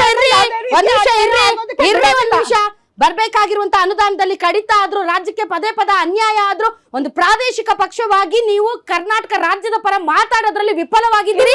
ಬಿಜೆಪಿ ಲೈನ್, ಬಿಜೆಪಿ ಅಜೆಂಡಾದಲ್ಲಿ 3 ಹೊತ್ತು ಮಾತಾಡ್ತೀರಾ ನೀವು. ಜೆಡಿಎಸ್ ನವರು ನಿಮ್ಮನ್ನ ಯಾಕೆ ಕರ್ನಾಟಕ ಜನ ನಂಬಬೇಕು ನಿಮ್ಮನ್ನ? ಮಾನ್ವಿತಾ ಅವರು ಯಾವಾಗ ಇದು ರಾಜ್ಯದ ಕೇಂದ್ರ ಮಂತ್ರಿ ಹೇಳಿದ್ದಾರೆ, ಎಲ್ಲರಿಗೂ ಕೇಂದ್ರ ಮಂತ್ರಿ ಹೇಳಿದ ತಕ್ಷಣ ಎಲ್ಲ ಸರಿ ಹೋಗಲ್ಲ. ನಾವು ನೋಡಿದೀವಿ. ಅದು ಎಲ್ಲ ಮಾನ್ವಿತಾ ಅವರೇ, ಮೇಡಮ್ ಈ ಹೆಣ್ಣು ಮಕ್ಕಳಿಗೆ ಅಧಿಕಾರ ಕೊಡುವ ವಿಚಾರದಲ್ಲಿ ಷರತ್ತುಗಳು, ವಿಂಗಡಣೆಗಳು, ಗಣತಿಗಳು ಎಲ್ಲ ಬಂದ್ಬಿಡ್ತವೆ ಮೇಡಮ್. ಸರಸಗಟಾಗಿ ಅವ್ರು ಕೊಡಬೇಕಾಗಿರೋದನ್ನ ಕೊಟ್ಟು ಆಮೇಲೆ ನಿಮ್ಮ ಇಚ್ಛಾಶಕ್ತಿಯನ್ನು ಪ್ರದರ್ಶನ ಮಾಡಿ ಆಮೇಲೆ ನೀವು ಜನರನ್ನು ಕನ್ವಿನ್ಸ್ ಮಾಡ್ಬೋದು. ಅದಕ್ಕಿಂತ ಮುಂಚೆನೆ ಮಹಿಳೆಯರು ಅಂತ ಬಂದ ತಕ್ಷಣ ಅಲ್ಲಿ ಷರತ್ತುಗಳು ಯಾಕೆ ಅನ್ವಯ ಆಗುತ್ತೆ ಮೇಡಮ್? ಇದೇ ಕಂಡೀಷನ್ಸ್ ಅಪ್ಲೈ ವೈ? ಇದೇ ವಿಪರ್ಯಾಸ ಮ್ಯಾಮ್. ಮನೆ ನಡೆಸಬೇಕು ಅಂತಂದರೆ ಆ ಮನೆಯ ಹೆಣ್ಮಗಳು ಎಷ್ಟೊಂದು ಸ್ಯಾಕ್ರಿಫೈಸ್ ಮಾಡಬೇಕು. ಅವಳು ಮನೆಯ ಯಾರು ಯಜಮಾನ ಇರ್ತಾನ ಅವನ್ನ ಹೋಗು ನಿನ್ನ ಕರಿಯರ್ ಬಿಲ್ಡ್ ಮಾಡ್ಕೊ ಅಂತ ಕಳಿಸ್ತಾಳೆ. ಅವಳು ಎಷ್ಟು ಸ್ಯಾಕ್ರಿಫೈಸ್ ಮಾಡ್ತಾ ಹೋಗ್ತಾಳೆ ಅಂತಂದರೆ ಅವಳು ಧ್ವನಿನೇ ಇಲ್ದಿರ ಆಗುತ್ತೆ. ಎಲ್ಲೋ ಒಂದ್ಸಲಿ ಇವಾಗ ಮುಂದಕ್ಕೆ ಬಂದುಬಿಟ್ಟು ರಾಜಕೀಯಕ್ಕೆ ಇಳಿಬೇಕು ಅಂತಂದರೆ ನೀನು ಬೇಡ, ನೀನು ಹೆಂಗಿದ್ರು ಮನೆ ನೋಡ್ಕೊಂಡಿದ್ಯಾ ಅಲ್ಲೇ ಇದ್ಬಿಡು ಅಂತ. ಹಾಗಾದರೆ ಮಹಿಳೆಯರಿಗೆ ಯಾವುದೊಂದು ಅವ್ರಿಗೆ ಕಾನ್ಸೆಪ್ಟ್ ಇಲ್ವಾ? ಅವ್ರಿಗೆ ರಾಜಕೀಯದ ಬಗ್ಗೆ ನಾಲೆಡ್ಜ್ ಇಲ್ವಾ? ಎಲ್ಲ ಇದೆ. ಹೋಗ್ಬಿಟ್ಟು ಸ್ಪೇಸ್ಗೆ ಹೋಗಿ ಬಂದಿದ್ದೀವಿ ನಾವು ಮಹಿಳೆಯರು. ಆದರೆ ಇಲ್ಲಿ ನಾವು ಲೋಕಸಭೆಗೆ ಹೋಗಿ ರೆಪ್ರೆಸೆಂಟ್ ಮಾಡೋದಕ್ಕೆ ಹೋರಾಟ ಮಾಡಬೇಕಾಗಿರೋ ಒಂದು ಪರಿಸ್ಥಿತಿ ಬಂದಿದೆ. ಈ ಡಿಲಿಮಿಟೇಷನ್ ಏನಾಯಿತು ಮೇಡಮ್, ಹೇಗಾಯಿತು ಹೆಂಗಾಯಿತು ನಮ್ಗೆ ಗೊತ್ತಾಗಲಿಲ್ಲ. ಆಲ್ ಆಫ್ ಅ ಸಡನ್ ಮಾರನೇ ದಿನ ನ್ಯೂಸಲ್ಲಿ ಬಂದುಬಿಡ್ತು. ಆಮೇಲೆ ನೋಡಿದ್ರೆ ಏನೋ 33% ನಮಗೆ ರಿಸರ್ವೇಷನ್ ಬರುತ್ತೆ ಅಂತ ಅಂದ್ಕೊಂಡಿದ್ದು ಅದಕ್ಕೂ ಒಂದು ಇದು ಹಾಕ್ಬಿಟ್ಟಿದ್ದಾರೆ. ಇವಾಗ ಪಂಚಾಯತ್ ಲೆವೆಲಲ್ಲಿ ಆಗಲೇ ನೀವು ಹೇಳ್ತಾ ಇದ್ರಿ ಒಂದು 46% 50% ರೆಪ್ರೆಸೆಂಟೇಷನ್ ಇರಬಹುದು ಮ್ಯಾಮ್. ಆದರೆ ಮೇಲೆ ಹೋಗ್ತಾ ಹೋಗ್ತಾ ಹೋಗ್ತಾ ನೋಡಿದ್ರೆ 13 to 50% ಅಷ್ಟೇ. 13 to 15, 1/3 ಎಲ್ಲಿದೆ? 1/3 ಹಾಫು ಇಲ್ಲ ಅಲ್ಲಿ. ಎಷ್ಟು ದಿನ ನಾವು ಈ ಥರ ಹೋರಾಟ ಮಾಡಬೇಕು? ಹೋರಾಟ ಮಾಡ್ತಾನೆ ಇರಬೇಕಾ? 2026ನೇ ಇಸ್ವಿಗೆ ಬಂದಿದ್ದೀವಿ, ಇನ್ನೂ 33%ಗೆ ನಾವು ಹೋರಾಟ ಮಾಡಬೇಕು ಅಂತಂದರೆ ನಮ್ಮ ಧ್ವನಿನ ಯಾವ ರೀತಿ ಅವರು ಹಿಸ್ಕಾಕ್ಬಿಡ್ತಾ ಇದ್ದಾರೆ. ದ್ವಂದ್ವ ಇದೆ ನಿಮ್ಮಲ್ಲಿ. ನಮ್ಗೆ ಜನಗಣತಿ ಮಾಡಿದ್ರೆ ಟೈಮ್ ಆಗುತ್ತೆ, ಹೀಗಾಗಿ 50% ಜಾಸ್ತಿ ಮಾಡ್ತೀವಿ ಅಂತ ಹೇಳಿದ್ದಾರೆ ಅಂತಂದ್ರಿ. ಈಗ ಹೇಳ್ತೀರಿ ಜನಸಂಖ್ಯೆ ಆಧಾರದ ಮೇಲೆ ಒಬ್ಬ MP ಬಹಳಷ್ಟು ದೊಡ್ಡ ಕ್ಷೇತ್ರವನ್ನು ನಿಭಾಯಿಸೋದು ಕಷ್ಟ ಆಗುತ್ತೆ, ಹಾಗಾಗಿ ಸೀಟ್ಗಳು ಜಾಸ್ತಿ ಮಾಡ್ತೀರಿ ಅಂತ. ಒಂದ್ ಕಡೆ 50% ಅಂತ ಹೇಳ್ತೀರಿ, ಇನ್ನೊಂದ್ ಕಡೆ ಸೀಟ್ ಜಾಸ್ತಿ ಮಾಡ್ತೀವಿ ಅಂತ ಅಂತೀರಿ. ಸೀಟ್ ಜಾಸ್ತಿ ಆದಾಗ ಈಗ ಸಾಧ್ಯವಾದಷ್ಟು ಈಕ್ವಲಿ ಮಾಡೋದಕ್ಕೆ ಹೆಂಗೆ ಈಕ್ವಲಿ ಹೆಂಗ ಆಗಲ್ಲ ಈಗ ಮೇಡಮ್, ಯಾರು ಆಗಲ್ಲ ಮೇಡಮ್, ಈಗ ಹಂಗಾಗಲ್ಲ. ಯಾರು ಹೇಳಿದ್ರು ಈಗ ಇಷ್ಟು ಜನ ಯಾವ 14 ಸೀಟು scientific ಯಾವ basis ಮೇಲೆ ಮಾಡಿದ್ರಿ ನಮ್ಮ ನೀವು ಅದನ್ನ? ಕರ್ನಾಟಕಕ್ಕೆ ಇರೋದ್ರಲ್ಲಿ 14 MP ಗಳು ಜಾಸ್ತಿ ಆಗ್ತಾರ, ಹೌದಾ? ಯುಪಿಗೆ ಎಷ್ಟಾಗ್ತಾರೆ? ಯುಪಿಗೂ ಜಾಸ್ತಿ ಆಗ್ತಾರೆ 40. ಬಟ್ ಯುಪಿಯಲ್ಲಿ ಈಗಿನ ಜನಸಂಖ್ಯೆ ತಗೊಂಡ್ರೆ ಎಷ್ಟು? 40 ಜಾಸ್ತಿ ಆಗುತ್ತೆ. ಈಗಿನ ಕಂಪ್ಯಾರಿಟಿವ್ಲಿ ನಮ್ಗೆ ಪರ್ಸೆಂಟೇಜ್ ಲೆಕ್ಕ ಹೋಗೋಣ, ನಮ್ಗೆ ಎಷ್ಟು ಪರ್ಸೆಂಟೇಜ್ ಆಯ್ತು ಅವ್ರಿಗೆ ಎಷ್ಟು ಪರ್ಸೆಂಟೇಜ್? ಇವಾಗ ಜನಗಣತಿ ಪ್ರಕಾರ ಹೋದ್ರೆ ಅವ್ರಿಗೆ ಏನ್ ಕಡಿಮೆ ಆಗ್ಬಿಡುತ್ತೆ, ಅಲ್ಲಿ ಜನಸಂಖ್ಯೆ ಇನ್ನೂ ಜಾಸ್ತಿ ಇದೆಯಲ್ಲ, ಭುಗಿಲೆದ್ದಿದೆ ಅಲ್ವಾ, ಅದಿನ್ನೂ ಜಾಸ್ತಿ ಆಗ್ಬೋದು. ಅದಕ್ಕೆ ಈಗ ಈ ಹಿಂದೆ 50 ವರ್ಷಗಳ ಅಲ್ಲಿ ನೀವು ಹೇಳೋದು ಇನ್ನೊಂದು 50 ವರ್ಷ ನಮಗೆ ಕರ್ನಾಟಕ ಮೊದಲು, ನಮಗೆ ಕನ್ನಡಿಗರ ಹಿತಾಸಕ್ತಿ ಮೊದಲು. ನಮಗೂ ಸಹ ನಿಮಗ್ ಬೇಕಾದ್ರೆ ನಿಮ್ದು ಹೈಕಮಾಂಡ್ ಪಕ್ಷ, ನಿಮ್ದು ಹಿಂದಿ ಹಾರ್ಟ್ಲ್ಯಾಂಡ್ ಪಕ್ಷ, ಹಿಂದಿ ವಾಲಗಳ ಪಕ್ಷ, ನೀವು ಅವ್ರಿಗೆ ಬೇಕಾದ್ರೆ ಹೋಗಿ ಅನ್ನಿ. ಕರ್ನಾಟಕಕ್ಕೆ ಕರ್ನಾಟಕಕ್ಕೆ ಅನ್ಯಾಯ ಆಗ್ತಾ ಇಲ್ಲ, ಒಪ್ಪಲ್ಲ. ಕರ್ನಾಟಕಕ್ಕೆ ಅನ್ಯಾಯ ಆಗಲ್ಲ ಆಗಲ್ಲ ಆಗಲ್ಲ. ಭವ್ಯ ಅವರು ಈಗ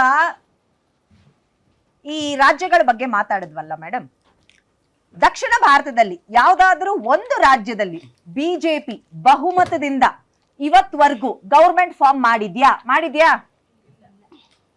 ಅನ್ಯಾಯ ಆಗ್ತಿರುವಂತಹ ರಾಜ್ಯಗಳು ಯಾವ್ಯಾವು? ದಕ್ಷಿಣ ಭಾರತದ್ದು.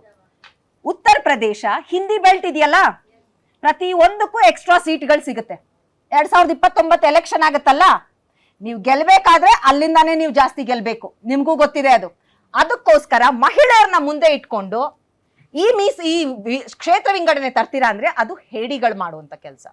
ಮಹಿಳೆಯರ ಮೀಸಲಾತಿ ಮಾಡಿ ಮುಗಿಸಿ. ನೀವ್ ಹೇಳಿದ್ರಿ ಅಮಿತ್ ಶಾ ಅವ್ರು ಹೇಳಿದ್ರು ಪಾರ್ಲಿಮೆಂಟ್ ಅಲ್ಲಿ ಅಂತ, ನೀವ್ ಹೆಂಗೆ ನಾವು ಅಮಿತ್ ಶಾ ಅವ್ರನ್ನ ನಂಬಕ್ ಸಾಧ್ಯ? ನಂಬಿಕೆಗೆ ಮಾತಾಡಲಿಲ್ಲ, ನಾನ್ ಮುಗಿಸ್ತೀನಿ ರೀ. ಅಮಿತ್ ಶಾ ಅವ್ರನ್ನ ಆಗ್ಲಿ ನರೇಂದ್ರ ಮೋದಿ ಅವ್ರನ್ನ ಆಗ್ಲಿ ಹೇಗೆ ನಂಬೋದಕ್ಕೆ ಸಾಧ್ಯ? ಡಿಮಾನಿಟೈಸೇಷನ್ ಮಾಡಿದಾಗ 50 ದಿನ ಕೊಡಿ ಬ್ಲಾಕ್ ಮನಿ ತರ್ತೀವಿ ಅಂದ್ರು, ಎಷ್ಟ್ ಲಕ್ಷ ತಂದ್ರು, ಎಷ್ಟು ಕೋಟಿ ತಂದ್ರು? ಮೀಸಲಾತಿ ಮಾತಾಡ್ರಿ ನೀವು. ಬಿಜೆಪಿ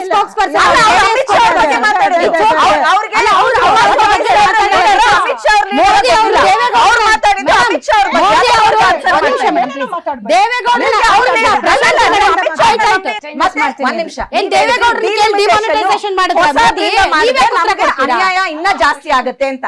ಹಾಗಾದ್ರೆ ಪ್ರತಿ ಒಂದು ಚೀಫ್ ಮಿನಿಸ್ಟರ್ ಗಳನ್ನ ಕರೆದು ಪ್ರತಿ ಒಂದು ಆಪೋಸಿಷನ್ ಅವ್ರನ್ನ ಕೂಡಿಸಿ ಡಿಸ್ಕಸ್ ಮಾಡಿದ್ರ ಈ ಫಾರ್ಮುಲಾ ತರಕ್ ಮುಂಚೆ? ಅಥವಾ ನಾಗ್ಪುರ ಹೆಡ್ ಕ್ವಾರ್ಟರ್ಸ್ ಇಂದ ಬಂತ ನಿಮ್ಗೆ ಈ ಫಾರ್ಮುಲಾ 50%? ಯಾವ ನಾಗ್ಪುರ ಹೆಡ್ ಕ್ವಾರ್ಟರ್ಸ್ ಇಂದ ಮತ್ತೆ ಹೇಗ್ ಬಂತು 50% ಅಂತ? ಹೋಗ್ಲಿ, ಅದೇ 50% ಬಿಲ್ ಒಳಗೆ ಹಾಕಿದಾರ? ಇಲ್ಲ, ಇವ್ರು ಬಾಯಲ್ಲಿ ಹೇಳ್ತಾರಂತೆ, ನಂಬಿಡ್ಬೇಕಂತೆ, ನಾವು ಸೈನ್ ಮಾಡ್ಬಿಡ್ಬೇಕಂತೆ. ಯಾವ ಅಪೋಸಿಷನ್ ಲೀಡರ್ ಗಳನ್ನ ಸೋನಿಯಾ ಗಾಂಧಿ ಮೇಡಮ್ ಅವರು ಹೇಳಿದ್ರು ಏನಂತ, 29 ಎಲೆಕ್ಷನ್ ಮುಗ್ದೋಗ್ಲಿ, ಎಲ್ಲ ಕೂತ್ಕೊಂಡು ಮಾತಾಡೋಣ, ಇಷ್ಟು ಅರ್ಜೆಂಟ್ ಅಲ್ಲಿ ಪಾಸ್ ಮಾಡಿ ಹೆಣ್ಮಕ್ಳ ರಿಸರ್ವೇಶನ್ ಒಂದು ಚಾನ್ಸ್ ಇದೆ, ಹಾಳು ಮಾಡಬೇಡಿ ಅಂತ ಕೇಳಿದ್ರ ನೀವು? ಇಲ್ಲ. ಈ ಹಿಂದೆ 400 ಪಾರ್ ಅನ್ಕೊಂಡು ಈ ಸಲ ನಿಮಗೆ 400 ಪಾರ್ ಆಗ್ಲಿಲ್ಲ. ಹೋದ್ ಸಲ 2 ಸಲ ನೀವು ಅತಿ ಹೆಚ್ಚು ಸೀಟ್ಗಳಿಂದ ಗೆದ್ದಿದ್ರಿ. ಹೋದ್ 2 ಸಲ ಟರ್ಮ್ ಅಲ್ಲೂ ಟೈಮಿಂಗ್ ಆಯ್ತು. ಪ್ರಶಾಂತಿ ಮೇಡಮ್, ಟೈಮಿಂಗ್ ಒಂದ್ ನಿಮಿಷ. ಟೈಮಿಂಗ್ ಮೇಡಮ್, ವೆಸ್ಟ್ ಬೆಂಗಾಲ್ ಮತ್ತು ತಮಿಳುನಾಡು ಎಲೆಕ್ಷನ್ಸ್ ಮುಂದಿಟ್ಕೊಂಡು ಒಂದು ವಾರಕ್ಕೆ ಎಲೆಕ್ಷನ್ಸ್ ಆಗುತ್ತೆ ಅಂದಾಗ ಈ ಹಿಂದೆ ಇನ್ನೂ ವಿಶೇಷ ಅಧಿವೇಶನ ಮುಗಿದು ಇನ್ನೂ ಒಂದು 15 ದಿನನೂ ಆಗಿಲ್ಲ. ಒಂದ್ ನಿಮಿಷ ಆಗಿಲ್ಲ. ಇದ್ದಕ್ಕಿದ್ದಂತೆ ತರಾತುರಿಯಲ್ಲಿ ಎಲೆಕ್ಷನ್ಸ್ 3-4 ದಿನ ಇದೆ ಅಂದಾಗ ಅಧಿವೇಶನ ಕರೆದು ಎಲ್ಲ ಮಹಿಳಾ ಬಿಲ್ ಆಲ್ರೆಡಿ ಪಾಸ್ ಆಗಿತ್ತು. ನಮ್ ಜನರಿಗೆ ನಾವು ತಪ್ಪು ಮಾಹಿತಿ ಕೊಡೋದು ಬೇಡ. ಬಹಳ ಜನ ಅನ್ಕೊಂಡಿರೋದು ಮಹಿಳಾ ಬಿಲ್ಗೆ ಎಲ್ಲರೂ ವಿರೋಧ ವ್ಯಕ್ತ. ಮಹಿಳಾ ಬಿಲ್ 2023 ಸೆಪ್ಟೆಂಬರ್ ಅಲ್ಲಿ ಪಾಸ್ ಆಗಿತ್ತು. ವಿರೋಧ ಪಕ್ಷಗಳೂ ಕೂಡ ಅದನ್ನ ಅಂಗೀಕಾರ ಮಾಡಿದ್ವು, ಅದಕ್ಕೆ ಮತವನ್ನ ನೀಡಿದ್ವು. ಅದನ್ನ ಯಾರು ವಿರೋಧ ಮಾಡಿಲ್ಲ. ಮಹಿಳಾ ಮೀಸಲಾತಿ ಬಿಲ್ ಅನ್ನ ಯಾರು ವಿರೋಧ ಮಾಡಿಲ್ಲ. 2023ಕ್ಕೆ ಸರ್ವಾನುಮತದಿಂದ ಬಿಲ್ ಪಾಸ್ ಆಯ್ತು. ರಾಷ್ಟ್ರಪತಿಗಳ ಅಂಕಿತ ಕೂಡ ಬಿತ್ತು. ಆದರೆ ಅದೇ ಬಿಲ್ ಅನ್ನ ಇವತ್ತು ವಿಂಗಡಣೆ ಅನ್ನುವಂತ ಒಂದು ಷರತ್ತನ್ನ ಸೇರಿಸಿ ಅದರೊಳಗಡೆ ತುರುಕಿ ಮತ್ತೆ ತರಾತುರಿಯಲ್ಲಿ ಮಂಡಿಸಿದ್ದಾರೆ. ಈ ಕ್ಲಾರಿಫಿಕೇಶನ್ ಜನರಿಗೆ ಹೋಗ್ಬೇಕು. ಸೊ ಈ ತರಾತುರಿ ಯಾಕೆ ಮೇಡಮ್? 2029ಕ್ಕೆ ಬರುತ್ತಾ ಮಹಿಳಾ ಮೀಸಲಾತಿ? 2029ಕ್ಕೆ ಬರುತ್ತಾ ಮೇಡಮ್ ಮಹಿಳಾ ಮೀಸಲಾತಿ? ಬರುತ್ತೆ ಮೇಡಮ್. ಹೆಂಗೆ? ಒಂದ್ ನಿಮಿಷ. ಹೆಂಗೆ? ಈಗ ಮೇಡಮ್ ಹೇಳ್ಬಿಡ್ತೀನಿ, ಒಂದ್ ಸ್ವಲ್ಪ ದಯವಿಟ್ಟು. ಅಂದ್ರೆ 543ಕ್ಕೆ ಬರುತ್ತಾ? ಇಲ್ಲ ಮೇಡಮ್, 840ಕ್ಕೆ ಬರುತ್ತಾ? ಮೇಡಮ್ ಒಂದ್ ನಿಮಿಷ ಕೇಳಿ. ಹೇಳಿ. ಈಗ ನೀವು 2023ಕ್ಕೆ ಹೌದು ಮಂಡನೆ ಆಯಿತು, ದೇವೇಗೌಡರು ಮೋದಿ ಅವರಿಗೆ ಪತ್ರ ಬರೀತಾರೆ, ಇದನ್ನು ಮಾಡಲೇಬೇಕು ನೆಕ್ಸ್ಟ್ ಎಲೆಕ್ಷನ್ ಒಳಗಡೆ ದಯವಿಟ್ಟು ಅಂತ ಹೇಳಿ 23 ಏನು ಎಲೆಕ್ಷನ್ ನಡೀತಲ್ಲ 23 ಅದ್ರ ಮುಂಚಿತವಾಗಿ ಇವರು ಬರೀತಾರೆ. ಸೊ ಹಾಗಾಗಿ ಅದು ಮೋದಿ ಅವ್ರಿಗೆ ಸೇರಿಸಿ ಅದು ಮಂಡನೆ ಆಗಲಿ ಅಂತ ಹೇಳಿ ಅದ್ರ ಬಗ್ಗೆ ಚರ್ಚೆಗಳು ಎಲ್ಲ ನಡೀತಾ ಇದ್ವು ಹಿಂದ್ಗಡೆಯಿಂದ. ಅದಕ್ಕೆ ನಮಗೆ ಅಧಿಕೃತವಾದ ದಾಖಲಾತಿಗಳು ಕೂಡ ಇದೆ. ನಾವು ಇಲ್ಲಿ ಏನು ಯಾಕೆ ಮಾಡ್ಲಿಲ್ಲ ಮೋದಿ ಅವರು? ಒಂದ್ ನಿಮಿಷ, ಇವಾಗ ದೇವೇಗೌಡರು ಪತ್ರ ಬರೆದ್ರು. ಇವಾಗ ಒಂದು ಸ್ಕೂಲು, ಒಂದು ಕ್ಲಾಸ್ ರೂಮ್ ಅಲ್ಲಿ 30 ಜನ ಇದ್ದಾರೆ 20 ವರ್ಷದಿಂದ, ಇವಾಗ 50-60 ಜನ ಆಗಿದಾರಂತ ಗೊತ್ತು. ಒಂದೇ ಟೀಚರ್ನ ಇಟ್ಕೊಳ್ತೀರಾ ನೀವು ಒಂದೇ ಟೀಚರ್? ಇವಾಗ ಪೇರೆಂಟ್ಸ್ ಏನ್ ಹೇಳ್ತಾರೆ, ನಮ್ಮ ಮಕ್ಕಳಿಗೆ ಸರಿಯಾದ ಒಂದು ಶಿಕ್ಷಣ ಬೇಕು, ನೀವು 60 ಜನ ಇದ್ರೆ ಬೇರೆ ಸ್ಕೂಲ್ಗೆ ಸೇರಿಸ್ತಾರೆ. ಅದೇ ಆಗಿರೋದಿಲ್ಲಿ. ಒಂದ್ ನಿಮಿಷ ನಾನು ಮಾತಾಡ್ತಾ ಇದ್ದೀನಿ. ಕರೆಕ್ಟ್. ಈಗ 543ರಲ್ಲಿ ಸದ್ಯ 2029 ಮಟ್ಟ ನೀವು ಕೊಡಂಗಿಲ್ಲ, ನೀವು ಕೊಡೋದಿಲ್ಲ, ಹೌದಾ ಮೇಡಮ್? ಒಂದ್ ನಿಮಿಷ ಕೇಳಿಸ್ಕೊಳ್ಳಿ. ಇಲ್ಲ ಇಲ್ಲ ಇಲ್ಲ, ಅವ್ರ ಲಾಜಿಕ್ ನಿಮ್ ಲಾಜಿಕ್ ಮೇಡಮ್. ಈಗ ಇರೋ ಸೀಟ್ 543ರಲ್ಲಿ ನೀವು ಮಹಿಳೆಯರಿಗೆ ಕೊಡಲ್ಲ, ಹೌದಾ? ಮಹಿಳೆಯರಿಗೆ ಕೊಡಬೇಕು ಅಂತಂದ್ರೆ ಮತ್ತೆ ಎಷ್ಟು ಜನ ಇದ್ದಾರೆ ಜನಸಂಖ್ಯೆ ಅನ್ನೋದನ್ನ ನೋಡಿ ಆಮೇಲೆ ನೀವು ಕೊಡ್ತೀರಿ, ಹೌದಾ ಮೇಡಮ್? ಅಷ್ಟೊತ್ತನ ಮಹಿಳೆಯರಿಗೆ ಅವಕಾಶ ಇಲ್ಲ. ಇಲ್ಲ, ಒಂದ್ ನಿಮಿಷ ಮೇಡಮ್, ಇಲ್ಲ ಅವಕಾಶ. ಏನ್ ಹೇಳ್ತಾ ಇರೋದು, ನೀವು ಜನಗಣತಿ ಮಾಡಿ ಕ್ಷೇತ್ರ ಪುನರ್ವಿಂಗಡಣೆ ಮಾಡಿ 840 ಏರಿಸಿ ಆಮೇಲೆ ಕೊಡ್ತೀರಿ, ಅಲ್ಲಿ ಮಟ್ಟ ಇಲ್ಲ. ಈಗಿರೋರೇ ನಡೆಸ್ಲಿ, ಅಲ್ಲಿ ಮಟ್ಟ ಮಹಿಳೆಯರ ಅವಶ್ಯಕತೆ ಇಲ್ಲ. ನಮ್ಗೆ 179 ಮಹಿಳೆಯರಿಗೆ ಸಾಕಾಗಲ್ಲ ಕೊಡೋದು, ನಮ್ಗೆ 280 ಹೆಣ್ಮಕ್ಳಿಗೆ ಕೊಡ್ಲೇಬೇಕು ಅಂತ ನಾವು ಹಠ ಹಿಡ್ದೋರೋದಲ್ಲಿ. ನೀವೇನ್ ಕಾಂಗ್ರೆಸ್ 170 ನಿಮ್ ಲಾಜಿಕ್ಕೆ ಮೇಡಮ್, ನಿಮ್ ಲಾಜಿಕ್ಕೆ ಅಂದ್ರೆ 2034ವರೆಗೆ ಮಹಿಳೆಯರು ಬರೋದ್ ಬೇಡ, ಇದೆಲ್ಲ ಆಗೋ ಮಟ್ಟ ಮಹಿಳೆಯರು ಬರೋದ್ ಬೇಡ, ಇವರೇ ಮಾಡ್ಲಿ. 543ಕ್ಕೆ ನೀವು ಎಷ್ಟು 29ರೊಳಗಾಗಿ ಬರ್ಬೇಕು, 34ರವರೆಗೂ ಹೋಗ್ಬಾರ್ದು. ಎಷ್ಟು ಮಹಿಳೆಯರನ್ನ 33% ಕೊಡಿ.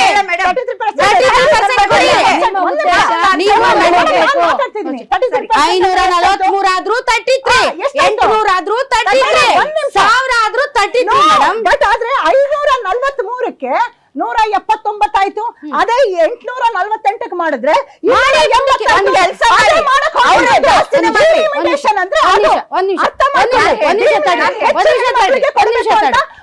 ಈಗ ಮೇಡಮ್ ನೀವು ಹೇಳೋದು ಹೆಂಗಿದೆ ಅಂದ್ರೆ 100 ಜನ ಇದ್ದಾರೆ ಮೇಡಮ್, 100 ಜನ ಇದ್ದಾರೆ.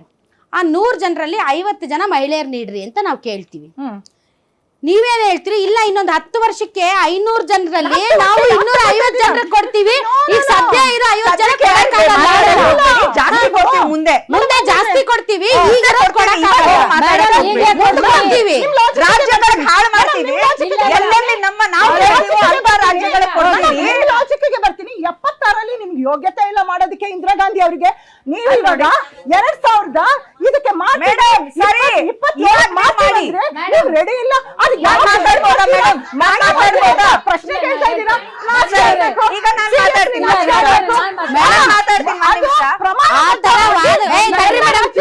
ಆ ತರ ವಾದಗಳು ಆಗಲ್ಲ ಮೇಡಮ್. ಪ್ರಶಾಂತಿ ಮೇಡಮ್, ಪ್ರಶಾಂತಿ ಮೇಡಮ್, ಪ್ರಶಾಂತಿ ಮೇಡಮ್, ಪ್ರಶಾಂತಿ ಮೇಡಮ್, ಆಯ್ತಪ್ಪ. ಈಗ ನಿಮ್ ಪ್ರಕಾರನೇ ಜನಗಣತಿ ಇದೆಯಾ ನಿಮ್ಮ ಹತ್ರ?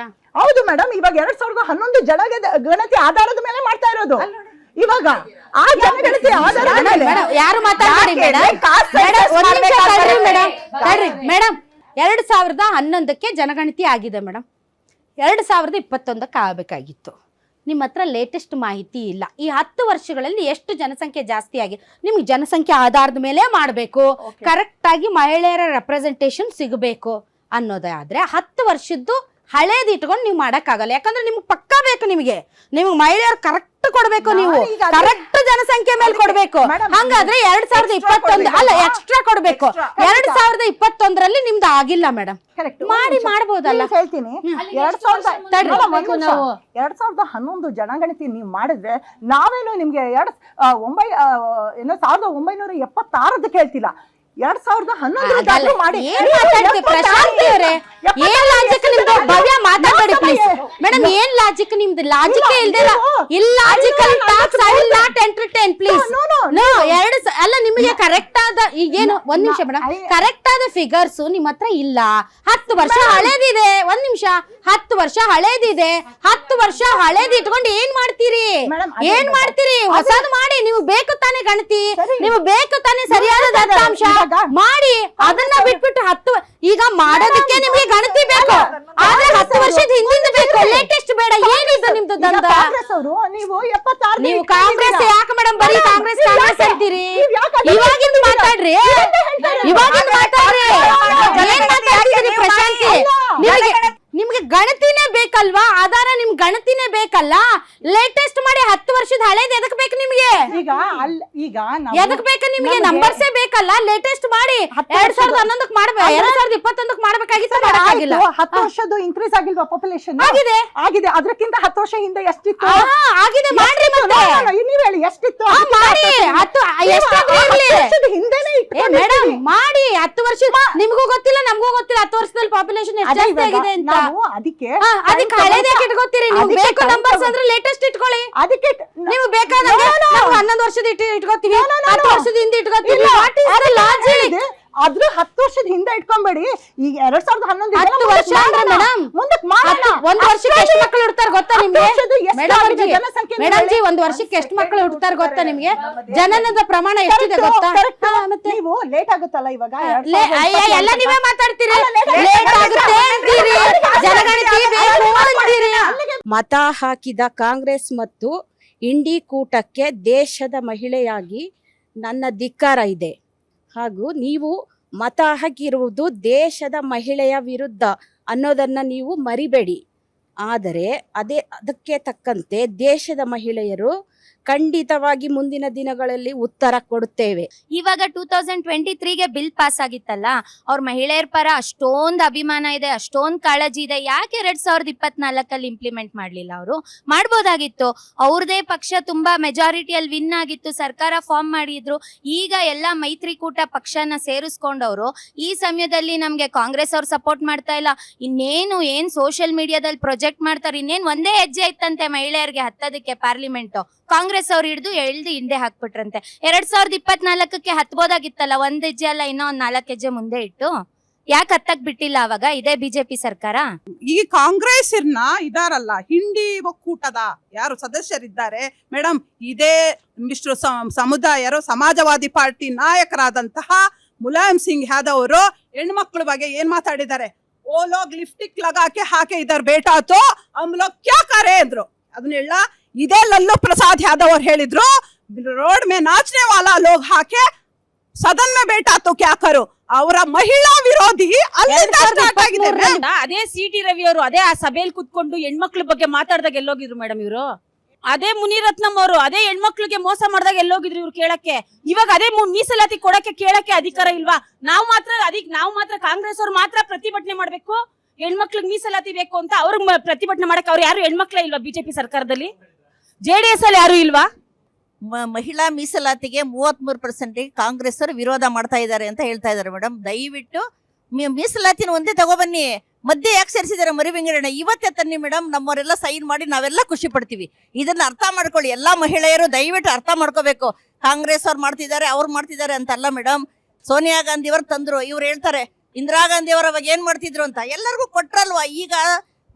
ಈಗ ಮೋದಿ ಸರ್ಕಾರದಲ್ಲಿ ತರ ಮೇಡಮ್, ಎಲ್ಲಾರ್ದು ಎಷ್ಟಿದ್ದಾರೆ ಅವ್ರದ್ದು ಸಪೋರ್ಟ್? ಮಾಡ್ಲಿ, ಅವರು ಇವತ್ತೇ ಮಾಡ್ಲಿ, ಒಂದಿನ ತಗೊಬಂದ್ ಮಾಡಿ. ಮಹಿಳೆಯರ ಮೇಲೆ ಅಷ್ಟು ಅಭಿಮಾನ ನಿಮ್ಗೆ, ಅಷ್ಟು ಪ್ರೀತಿ ವಿಶ್ವಾಸ ಇತ್ತು ಅಂದ್ರೆ ಇವತ್ತೇ ತಗೊಬನ್ನಿ. ಸ್ವತಂತ್ರ ಬಂದ ನಂತರ ಅಧಿಕ ವರ್ಷಗಳು ಅನೇಕ ಸಮಯ ಇದ್ದಿದ್ದು ಕಾಂಗ್ರೆಸ್ ಸರ್ಕಾರ. ಈ ಸರ್ಕಾರ ಇದ್ದಾಗ ಸ್ವತಂತ್ರ ಬರೀ ಪುರುಷರಿಗೆ ಮಾತ್ರನಾ? ಮಹಿಳೆಯರಿಗೂ ಸ್ವತಂತ್ರ ಅವಾಗಿನಿಂದಲೇ. ಮತ್ತೆ ಮೆಜಾರಿಟಿ ಮೋರ್ ದ್ಯಾನ್ 400 ಅನೇಕ ಬಾರಿ ಸಿಕ್ಕಿದೆ. ನೆಹರು ಅವ್ರಿಗಿರ್ಬೋದು, ರಾಜೀವ್ ಗಾಂಧಿ ಅವರು ಇರ್ಬೋದು. ಅವಾಗ ಈ ಒಂದು 33% ಇವತ್ತಿಗೂ ಕೂಡ ಹೋರಾಟ ಮಹಿಳೆಯರು ಯಾಕೆ ಮಾಡಬೇಕಾಗಿದೆ? ಒಂದು ಪ್ರಶ್ನೆ. ಮತ್ತೆ ಇನ್ನೊಂದು, 66 ವರ್ಷಗಳೇ ಆದ್ರೂ ಕೂಡ 2014ವರೆಗೂ ಅಧಿಕ ವರ್ಷಗಳು ಕಾಂಗ್ರೆಸ್ ಸರ್ಕಾರ ಇದ್ರೂ ಕೂಡ ಗ್ರಾಮೀಣ ಭಾಗದಲ್ಲಿ ಮಹಿಳೆಯರಿಗೆ ಶೌಚಾಲಯಗಳು ಇರಲಿಲ್ಲ. ಇನ್ನ ಅಸೆಂಬ್ಲಿಲಿ ಪಾರ್ಲಿಮೆಂಟ್ ಅಲ್ಲಿ ಸ್ಥಾನಗಳು ಕೊಡ್ತಾರ? ಹಾಗೆ ಇಷ್ಟು ಡಿಲೇ ಯಾಕೆ ಮಾಡಿದ್ರು? ಕೊಡ್ತೀವಿ ಅಂತ ಎಲೆಕ್ಷನ್ ಟೈಮಲ್ಲಿ ಮಾತ್ರ ಪ್ರಾಮಿಸ್ ಮಾತ್ರ ಇತ್ತು. ನಾರಿ ಶಕ್ತಿ ವಂದನ್ ಅಂತ ಇವರು ಒಂದ್ ಲೈನ್ ಹೇಳ್ತಾರೆ ಮೇಡಮ್. ಇವತ್ತು ಮಣಿಪುರದಲ್ಲಿ ಹೆಣ್ಣು ಮಕ್ಕಳ ಸ್ಥಿತಿ ಏನಿದೆ, ಅದಕ್ಕೆ ಮೋದಿ ಅವರು ಇವತ್ತಿಗೂ ಸಹ ಹೋಗಿ ಆ ಹೆಣ್ಣು ಮಕ್ಕಳ ದೌರ್ಜನ್ಯಗಳು, ಅದಲ್ದೇನೆ ಸಾಕಷ್ಟು ಹೆಣ್ಣು ಮಕ್ಕಳು ಭಾರತದಲ್ಲಿ ದೌರ್ಜನ್ಯಕ್ಕೆ ಒಳಗಾಗ್ತಿದ್ದಾರೆ. ಅವರಿಗೆಲ್ಲ ವಂದನೆ ಮಾಡ್ಲಿ ಮೇಡಮ್. ಪ್ರಧಾನಿಗಳು ದೇಶದ ಹೆಣ್ಣು ಮಕ್ಕಳನ್ನು ಕಾಪಾಡಕ್ ಆಗದೆ ಇರೋರು ಇವ್ರು ಯಾವ ಮೀಸಲಾತಿ ಕೊಡ್ತಾರೆ? ಪರ್ಸೆಂಟೇಜ್ ಬಗ್ಗೆ ಮಾತಾಡಿ, ಅದ್ರ ಬಗ್ಗೆ ಹೇಳ್ಬೋದು.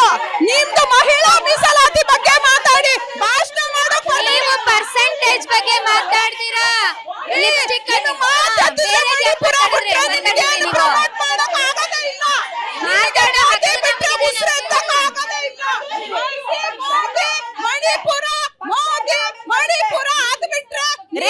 ಮಣಿಪುರದವ್ರು ಇಂಡಿಯನ್ಸ್ ಅಲ್ವಾ, ಭಾರತೀಯರಲ್ವಾ? ನಾಚಿಕೆ ಆಗಲ್ವಾ ಮಾತಾಡಕ್ಕೆ? ಹೆಣ್ಮಕ್ಳು ಬೆತ್ತಲೆ ಬೀದಿಯಲ್ಲಿ ಹೇಳ್ಕೊಂಡಾಗ ಏನ್ ಮಾಡ್ತಿದ್ರು ನಿಮ್ ಮೋದಿ ಅವರು? ನಾಚಿಕೆ ಆಗಲ್ವಾ ಮೋದಿ ಅವ್ರಿಗೆ? ಹೇಳ್ರಿ ಮಾತನ್ನ ಅವ್ರಿಗೆ ಹೋಗಿ. ಎಷ್ಟು ಜನ ಹೆಣ್ಮಕ್ಳು ಈ ತರ ಆಗ್ತಿದ್ದಾರೆ? ಅತ್ಯಾಚಾರಿಗಳನ್ನೆಲ್ಲ ಪಾರ್ಟಿಗೆ ಸೇರಿಸ್ಕೊಳ್ತಾರೆ, ಭ್ರಷ್ಟಾಚಾರಿಗಳನ್ನೆಲ್ಲ ಪಾರ್ಟಿಗೆ ಸೇರಿಸ್ಕೊಂಡು ವಾಷಿಂಗ್ ಮಿಷಿನ್ ಅಲ್ಲಿ ತೊಳಿತಾರೆ. ಅವರ ಭಾರತೀಯ ಹೆಣ್ಮಕ್ಳಲ್ವಾ? ದೇವೇಗೌಡರಿಗೆ ಅವತ್ತು ಕಾಂಗ್ರೆಸ್ ಪಕ್ಷ ಪ್ರಧಾನಿ ಆಗೋದಕ್ಕೆ ಅವಕಾಶ ಕೊಡ್ತು. ಆದ್ರೆ ಇವತ್ತಿನ ಬಿಜೆಪಿ ಪಕ್ಷ ಅವರ ಲೆಟರ್ಗೆ, ಅವರ ಪತ್ರಕ್ಕೆ, ಮಹಿಳಾ ಪರವಾದಂತ ಒಂದು ವಿಚಾರಕ್ಕೆ, ಅವರ ಪತ್ರಕ್ಕೆ ಒಂದು ವಿರೋಧವನ್ನ ವ್ಯಕ್ತಪಡಿಸಿ ಯಾವುದೇ ಮಾನ್ಯತೆಯನ್ನ ಕೊಡದೇನೆ, ಯಾವುದೇ ಉತ್ತರವನ್ನ ಕೊಡದೇನೆ ಆ ನಮ್ಮ ಮಾಜಿ ಪ್ರಧಾನಿಗಳಾದಂತ ದೇವೇಗೌಡರಿಗೆ ಅವಮಾನ ಮಾಡಿದ್ದಾರೆ. ಅದಕ್ಕಾಗಿ ನಾನು ಬಿಜೆಪಿಗೆ ಇಂಪ್ಲಿಮೆಂಟ್ ಆಗ್ಲಿಲ್ಲ, ಎಲೆಕ್ಷನ್ ಖಂಡಿತ ಆಗ್ಲಿಲ್ಲ. ಈ ಮೀಸಲಾತಿನ ಬಿಜೆಪಿಯವ್ರು ತಂದ್ಬಿಟ್ರೆ ಕ್ರೆಡಿಟ್ ಅವ್ರಿಗೆ ಸಿಕ್ಬಿಡುತ್ತೆ, ನಮ್ಗೇನು ಸಿಗಲ್ಲ. ಒಂದ್ ನಿಮಿಷ 2023ಕ್ಕ ಸರ 2023ಕ್ಕ ಬಿಜೆಪಿ ಅವರೇ ತಂದಿದ್ದು. ಆವಾಗ ಎಲ್ಲರೂ ಅದಕ್ಕ ಅಂಗೀಕಾರ ಮಾಡಿದ್ರು, ಹಾಕಿದ್ರು. ಅವಾಗ ಕ್ರೆಡಿಟ್ ಬಂದಿತ್ತು. ವಿರೋಧಿಸ್ತಾ ಇದ್ರಿ, ಯಾಕೆ ವಿರೋಧಿಸ್ತಾ ಇದ್ರಿ? ನಾನು ಮಂಜುಳಾ ಬಿ ಜಯದೇವ್ ಅಂತ ಹೇಳಿ 5 ಜಿಲ್ಲೆಯ ನಾನು ಉಸ್ತುವಾರಿ ಆಗಿದ್ದೇನೆ. ನಮ್ಮ ಕಾಂಗ್ರೆಸ್ ಯಾವತ್ತೂ ನಮ್ಮ ಹೆಣ್ಣು ಮಕ್ಕಳಿಗೆ ಮೋಸ ಮಾಡಿಲ್ಲ. ಅದಕ್ಕೆ ಹೊರಗೆ ಎಕ್ಸಾಂಪಲ್ ಹೇಳ್ತೀನಿ. ಮೊದಲ ಪ್ರಧಾನಮಂತ್ರಿ ಪ್ರತಿಭಾ ಪಾಟೀಲ್ ನಮ್ಮವರೇ ಆಗಿದ್ದಾರೆ, ನಮ್ಮ ಕಾಂಗ್ರೆಸ್ ಪಕ್ಷನೇ ಮಾಡಿರೋದು. ಮೊದಲ ಮುಖ್ಯಮಂತ್ರಿ, ಮೊದಲ ರಾಷ್ಟ್ರಪತಿ, ಮೊದಲ ಪ್ರಧಾನಮಂತ್ರಿನೂ ನಮ್ಮ ಇಂದಿರಾ ಗಾಂಧಿ, ನಮ್ಮ ಕಾಂಗ್ರೆಸ್ ಪಕ್ಷನೇ ಮಾಡ್ರ. ಸಾರಿ ಮತ್ತು ಮೊದಲ ಮುಖ್ಯಮಂತ್ರಿಯು ಸುಜನ ಕೃಪಲಾನಿ ಉತ್ತರ ಪ್ರದೇಶದಾಗ, ಅವರು ನಮ್ಮ ಒಂದು ಕಾಂಗ್ರೆಸ್ ಪಕ್ಷದವರೇ ಮಾಡಿದ್ದು. ಮೊದಲ MLA ಡಾಕ್ಟರ್ ಮುತ್ತು ಲಕ್ಷ್ಮಿ ರೆಡ್ಡಿ, ಅವರು ನಮ್ಮ ಕಾಂಗ್ರೆಸ್ ಅವರೇ ಮಾಡಿರೋದು. ಮೊದಲ ಮಹಿಳಾ ಸಂಸದೆಯು ಸಮ ನಮ್ಮ ಕಾಂಗ್ರೆಸ್ ಪಕ್ಷದೇ ಮಾಡಿದ್ದಾರೆ.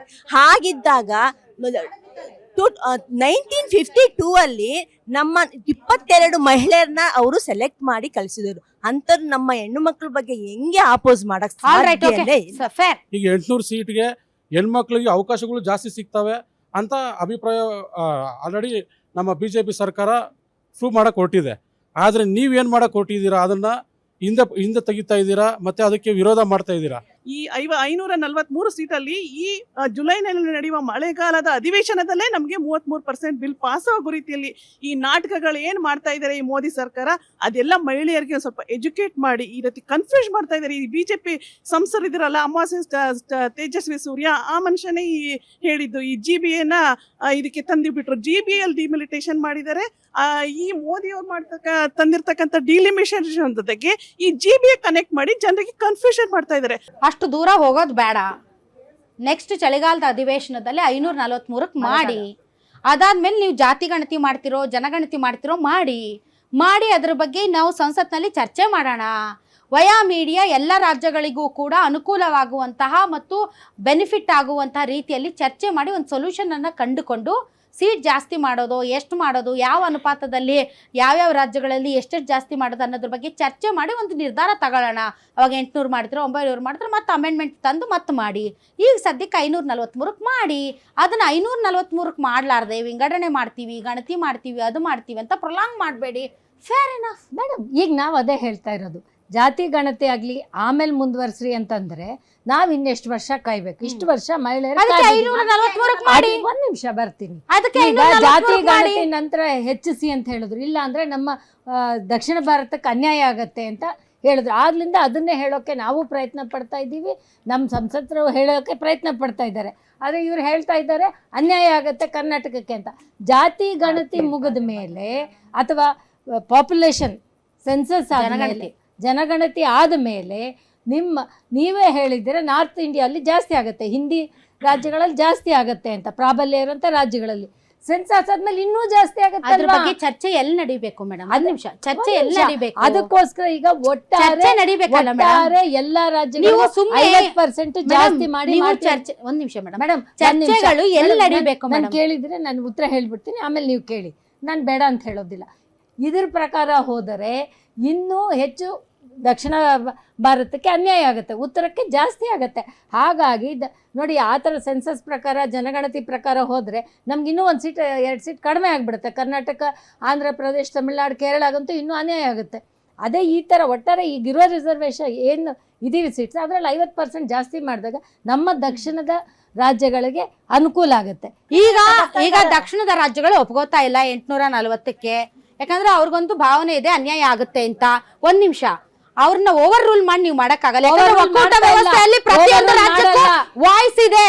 ಸೊ ಹೀಗಾಗಿ ನಿಮ್ಗೆ ಇಚ್ಛಾಶಕ್ತಿನೇ ಇದ್ರೆ 543 ಮಾಡಿ. ವಿರೋಧ ಪಕ್ಷಗಳು ಇಚ್ಛಾಶಕ್ತಿ ಇದ್ರೆ ಅದನ್ನ ಕ್ಲಿಯರ್ ಆಗಿ ಅವರು ವಿರೋಧ ಪಕ್ಷಗಳ ಅಲ್ಲ ಮೇಡಮ್. ಹಾಗಲ್ಲ ಆಯ್ತು, ನಿಮ್ಗೆ ಮಹಿಳೆಯರು ಮುಖ್ಯನಾ ಡಿಲಿಮಿಟೇಷನ್ ಮುಖ್ಯನಾ? ಯಾವ್ದು ಮುಖ್ಯ? 543 ತಗೊಂಡ್ಬನ್ನಿ. ನಾಳೆ ಇಲ್ಲಿ ನಿಂತ್ಕೊಂಡು ಮೇಡಮ್ ಅವ್ರ ಚಾನಲ್ ಅಲ್ಲಿ ನಾನು ಹೇಳ್ತಾ ಇದ್ದೀನಿ, ನಾಳೆ ನಾವೆಲ್ಲ ಸೈನ್ ಮಾಡ್ತೀವಿ. 543 ತಗೊಂಡ್ಬನ್ನಿ. 2023ರಲ್ಲಿ ನಾವೆಲ್ಲ ಸೈನ್ ಹಾಕಿದ್ವಿ. ವಿರೋಧ ಪಕ್ಷಗಳನ್ನ ಮಹಿಳಾ ವಿರೋಧಿ ಅನ್ನುವಂತಹ ಯಾವ ಅರ್ಹತೆನೂ ನಿಮ್ಗಿಲ್ಲ. 2023ರಲ್ಲಿ ನಾವೆಲ್ಲರೂ ಸೈನ್ ಹಾಕಿದ್ವಿ. ಇದಕ್ಕಿದ್ದಂಗೆ ಎದ್ ಬಂದ್ಬಿಟ್ಟು ನೀವು ಕನ್ಸಲ್ ಬಿದ್ದಂಗೆ ಸ್ಪೆಷಲ್ ಸೆಷನ್ ಮಾಡ್ಬಿಟ್ಟು ಹೊಸ ತರ ಫಾರ್ಮುಲಾ ನಾಗ್ಪುರದಿಂದ ಬಂದಿದ ತಕ್ಷಣ ನೋಡಿ ಭವ್ಯ ಮೇಡಮ್, ಇನ್ನು ಮಠ ನೀವು ನೆಹರು ಅವ್ರದ್ದು, ಇಂದಿರಾ ಗಾಂಧಿ ಅವ್ರದ್ದು, ನರಸಿಂಹರಾವ್ ಅವ್ರದ್ದು ಅದನ್ನೇ ಹಿಡ್ಕೊಂಡು ಕೂತ್ಕೊಳ್ತೀರೋ? ಮುಂದಕ್ಕೆ ಬರ್ತೀರೋ? ಹಿಂದೆ ಇರ್ತೀರೋ?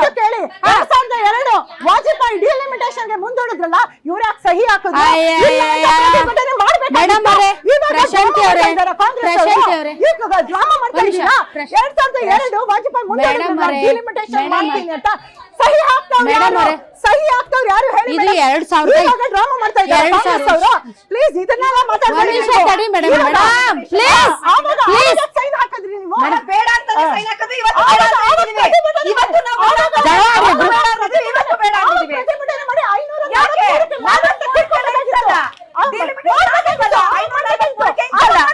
ಯಾಕೆ ಮಾಡ್ಬೇಕಿತ್ತು? ನಾವು ಸಪೋರ್ಟ್ ಮಾಡಲ್ಲ. ಡಿಲಿಮಿಟೇಷನ್ ಮುಂದಾಡಿದ್ವಲ್ಲ. ಏನು ಮಾತಾಡ್ತಾರೆ ಇವರು? ನಾನು ಹೇಳಿದ್ನಲ್ಲ, ಡಿಲಿಮಿಟೇಷನ್ ಬೇಕಾಗಿಲ್ಲ ನಮಗೆ. ಡಿಲಿಮಿಟೇಷನ್ ಬೇಕಾಗಿಲ್ಲ ನಮಗೆ. ವಿಮೆನ್ ರಿಸರ್ವೇಷನ್ ಬಿಲ್ ಬೇಕು. ಡಿಲಿಮಿಟೇಷನ್ ಬೇಕಾಗಿಲ್ಲ ನಮಗೆ. ಡಿಲಿಮಿಟೇಷನ್ ಬೇಕಾಗಿಲ್ಲ ನಮಗೆ. ಹೆಣ್ಮಕ್ಳ ರಿಸರ್ವೇಷನ್ ಇವತ್ತು ತಗೊಂಡ್ಬನ್ನಿ, ನಾಳೆ ಸೈನ್ ಹಾಕ್ತೀವಿ. ಜೆಡಿಎಸ್ ಪಕ್ಷ ಆಗಿ, ಪ್ರಾದೇಶಿಕ ಪಕ್ಷ ಆಗಿ ಕನ್ನಡ ವಿರೋಧಿಗಳಾಗಿದ್ದೀರಾ ನೀವು. ನಾಳೆ ದ್ರೋಹಿಗಳಾಗಿದ್ದೀರಾ. ಬಿಜೆಪಿ ಪಕ್ಷ ನಾಳೆ ವಿರೋಧಿಗಳು ಇವರು. ನಾಳೆ ವಿರೋಧಿಗಳು. ಡಿಲಿಮಿಟೇಷನ್ ಅಲ್ಲ ಮ್ಯಾಮ್, ನಮಗ್ ಬೇಕಾಗಿರೋದು ರಿಸರ್ವೇಶನ್. ಆ 33 ರಿಸರ್ವೇಶನ್ ನ ಈ ಡಿಲಿಮಿಟೇಷನ್ ಒಳಗಡೆ ತೂರಿಸಿ ಅದ್ ನಾಳೆಗೆ ಹಾಕಿ, ನಾಳದಕ್ಕೆ ಹಾಕಿ ಸುಮ್ನೆ ಮುಂದಕ್ಕೆ ಹೋಗೋಕ್ ಬದಲು ಇವತ್ತಿನ ಪರಿಸ್ಥಿತಿನಲ್ಲಿ ಅವ್ರು ಫಸ್ಟ್ ರಿಸರ್ವೇಶನ್ ಕೊಡ್ಲಿ, ಆಮೇಲೆ ಮಾಡ್ಲಿ. ಸೆನ್ಸಸ್ ಯಾವ್ದಾದ್ರು ಮಾಡ್ಕೊಂಡ್ಲಿ. ಫಸ್ಟ್ ಅವರು ಲೇಡೀಸ್ ವಿಮೆನ್ಗೆ ಆ ಒಂದು ಗೌರವ ಕೊಡ್ಲಿ. ಅವರು ಫಸ್ಟ್ ಇಂದಿರಾ ಗಾಂಧಿ ನಮ್ಮ ಭಾರತದ ಮೊದಲನೇ ಪ್ರೈಮ್ ಮಿನಿಸ್ಟರು, ಪ್ರೆಸಿಡೆಂಟು, ಇಷ್ಟುದ್ದ ಯಾರೋ ಒಬ್ರು ಹೇಳಿದ್ರು ಲಿಸ್ಟ್. ಒಂದ್ಸಲಿ ಕೊಟ್ಬಿಟ್ಟು ಚಾಪ್ಟರ್ ಕ್ಲೋಸಾ? ಅದನ್ನ ಕಂಟಿನ್ಯೂ ಮಾಡಬೇಕು. ಎಲ್ಲಿ ಕಂಟಿನ್ಯೂ ಮಾಡಿದ್ದಾರೆ ಈ ರಾಜಕೀಯ ಪಕ್ಷದವರು? ಅವ್ರ ಕೈಯಲ್ಲಿ ಮಹಿಳೆಯರು ಗೊಂಬೆನಾ? ನಮಗ್ ಬೇಕಾಗಿರೋದು ರಿಸರ್ವೇಶನ್. ಅದು ಇಷ್ಟೊಂದು ಚೀರ್ಕೊಂಡು ಕೇಳ್ಬೇಕಾ? Thank you very much. ತಾವೆಲ್ಲರೂ ಇಷ್ಟೊತ್ತು ಕಾರ್ಯಕ್ರಮದಲ್ಲಿ ಭಾಗವಹಿಸಿದ್ರೆ. ನೀವು ಜನಗಣತಿಯ ಪ್ರಕಾರನೇ ಮಾಡ್ತೀರಿ ಅಂತಂದ್ರೆ ಲೇಟೆಸ್ಟ್ ನಂಬರ್ಸ್ ಮೇಲೆ ಮಾಡಿ, ಅದು ಡಿಸ್ಕಸ್ ಆಗಲಿ, ಅದ್ರ ಬಗ್ಗೆ ಚರ್ಚೆ ಆಗಲಿ, ಸದನದಲ್ಲಿ ಚರ್ಚೆ ಆಗಲಿ. ಎಲ್ಲ ಒಕ್ಕೂಟ ವ್ಯವಸ್ಥೆಯಲ್ಲಿ ಎಲ್ಲ ರಾಜ್ಯಗಳನ್ನು ನೀವು ವಿಶ್ವಾಸಕ್ಕೆ ತಗೊಳ್ಳಿ. ಅವ್ರಿಗೆ ಏನು ಹೇಳ್ತಿರೋ? ಸುಮ್ಮನೆ ಆನ್ಲೈನ್ ಸ್ಟೇಟ್ಮೆಂಟಲ್ಲಿ 3 ದಿನದ ಅಧಿವೇಶನದಲ್ಲಿ ನಾನೇನು ಹೇಳ್ತೀನಿ ನಂಬಿ ಅಂದರೆ ನಂಬಲ್ಲ, ಯಾರು ನಂಬಲ್ಲ. ಸೊ ಹೀಗಾಗಿ ನೀವು ಮಾಡ್ತೀನಿ ಅಂದರೆ ಲೇಟೆಸ್ಟ್ ಡಾಟಾಸ್ ತೊಗೊಂಡು ದತ್ತಾಂಶಗಳ ಮೂಲಕ ಮಾಡಿ. ಅದಕ್ಕೆ ವಿರೋಧ ಇದ್ದರೆ ಚರ್ಚೆ ಮಾಡಿ ಸದನದಲ್ಲಿ. ಅದಕ್ಕೆ ವಿಶೇಷ ಅಧಿವೇಶನ ಕರೀರಿ, ಚರ್ಚೆ ಮಾಡಿ, ವಯಾ ಮೀಡಿಯಾ ಎಲ್ಲರಿಗೂ ಸಹ್ಯವಾಗಬಹುದಾದಂಥ ಒಂದು ಫಾರ್ಮುಲಾ ಕಂಡುಹಿಡೀರಿ. ಒಂದು ಇಲ್ಲ ನಾವು ಲೇಟೆಸ್ಟ್ ಡಾಟಾ ತೊಗೊಳ್ಳೋಣ, ನಾವು 2011 ತೊಗೊಳ್ತೀವಿ, ಅದ್ರ ಪ್ರಕಾರ ನಾವು ಜನಸಂಖ್ಯೆ ಆಧಾರದ ಮೇಲೆ ಮಾಡಲ್ಲ, ನಾವು 50% ಮಾಡ್ತೀವಿ. ಇವೆಲ್ಲ ಒಂಥರ ಕಾಗಕ್ಕ ಗುಬ್ಬಕ್ಕನ ಕತೆ ಆಯಿತು. ಆನ್ ಪೇಪರ್ ಬಿಲ್ ಒಳಗೆ ಆ ಅಂಶ ಇಲ್ಲ. ನೀವು ಹೇಳಿದ್ದನ್ನು ನಂಬಲೇಬೇಕು ಅಂತ ಏನಿಲ್ಲ. We won't trust Amit Shah ಅಂತ ಪ್ರತಿಪಕ್ಷಗಳು ಹೇಳ್ತಾ ಇದ್ದಾರೆ. ಬಿಲ್ಲಲ್ಲಿ ತೊಗೊಂಬನ್ನಿ.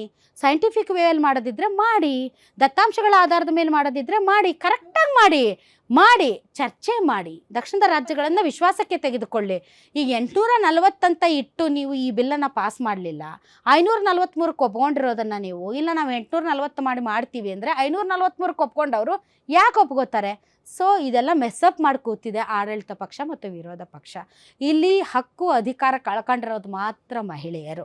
ನೀವು ಇನ್ನೂ 10 ವರ್ಷಕ್ಕೆ ಮಾಡ್ತೀನಿ, 20 ವರ್ಷಕ್ಕೆ ಮಾಡ್ತೀನಿ, ಅದು ಮಾಡ್ತೀನಿ, ಇದು ಮಾಡ್ತೀನಿ ಅಂದರೆ ಇದರಿಂದ ನಷ್ಟ ಅನುಭವಿಸ್ತಾ ಇರೋದು ಮಹಿಳೆಯರೇ. 543ಕ್ಕೆ 2023ರಾಗ ಮಾಡಿದರೆ 2024ಕ್ಕೆ 1/3 ಮಹಿಳೆಯರು ಕೂತ್ಕೋತಾ ಇದ್ರ ಸಂಸತ್ ಭವನದಲ್ಲಿ. ಇದನ್ನು ಮತ್ತು ಮರು ವಿಂಗಡಣೆ ಅಂತ ಇನ್ನೊಂದು 10 ವರ್ಷ ಮುಂದಕ್ಕೆ ಹೋಗಿ ಕೋರ್ಟ್ಗಳಲ್ಲಿ ಚಾಲೆಂಜ್ ಮಾಡಿ ಇನ್ನು ಎಷ್ಟು ವರ್ಷಕ್ಕೆ ಬರುತ್ತೋ ಇಲ್ವೋ ದೇವರೇ ಬಲ್ಲ. ಮಾಡೋ ಇಚ್ಛಾಶಕ್ತಿ ಇದ್ದರೆ ಮಾಡಬಹುದು. ಎಲ್ಲದಕ್ಕೂ ಅದರಲ್ಲಿ ಒಂದು ತಿಸ್ರ ಇಟ್ಟು ಗಬ್ಬೆ ಬಸ್ಬೇಕಂದ್ರೆ ಯಾರೂ ಏನು ಮಾಡೋಕ್ಕಾಗೋದಿಲ್ಲ.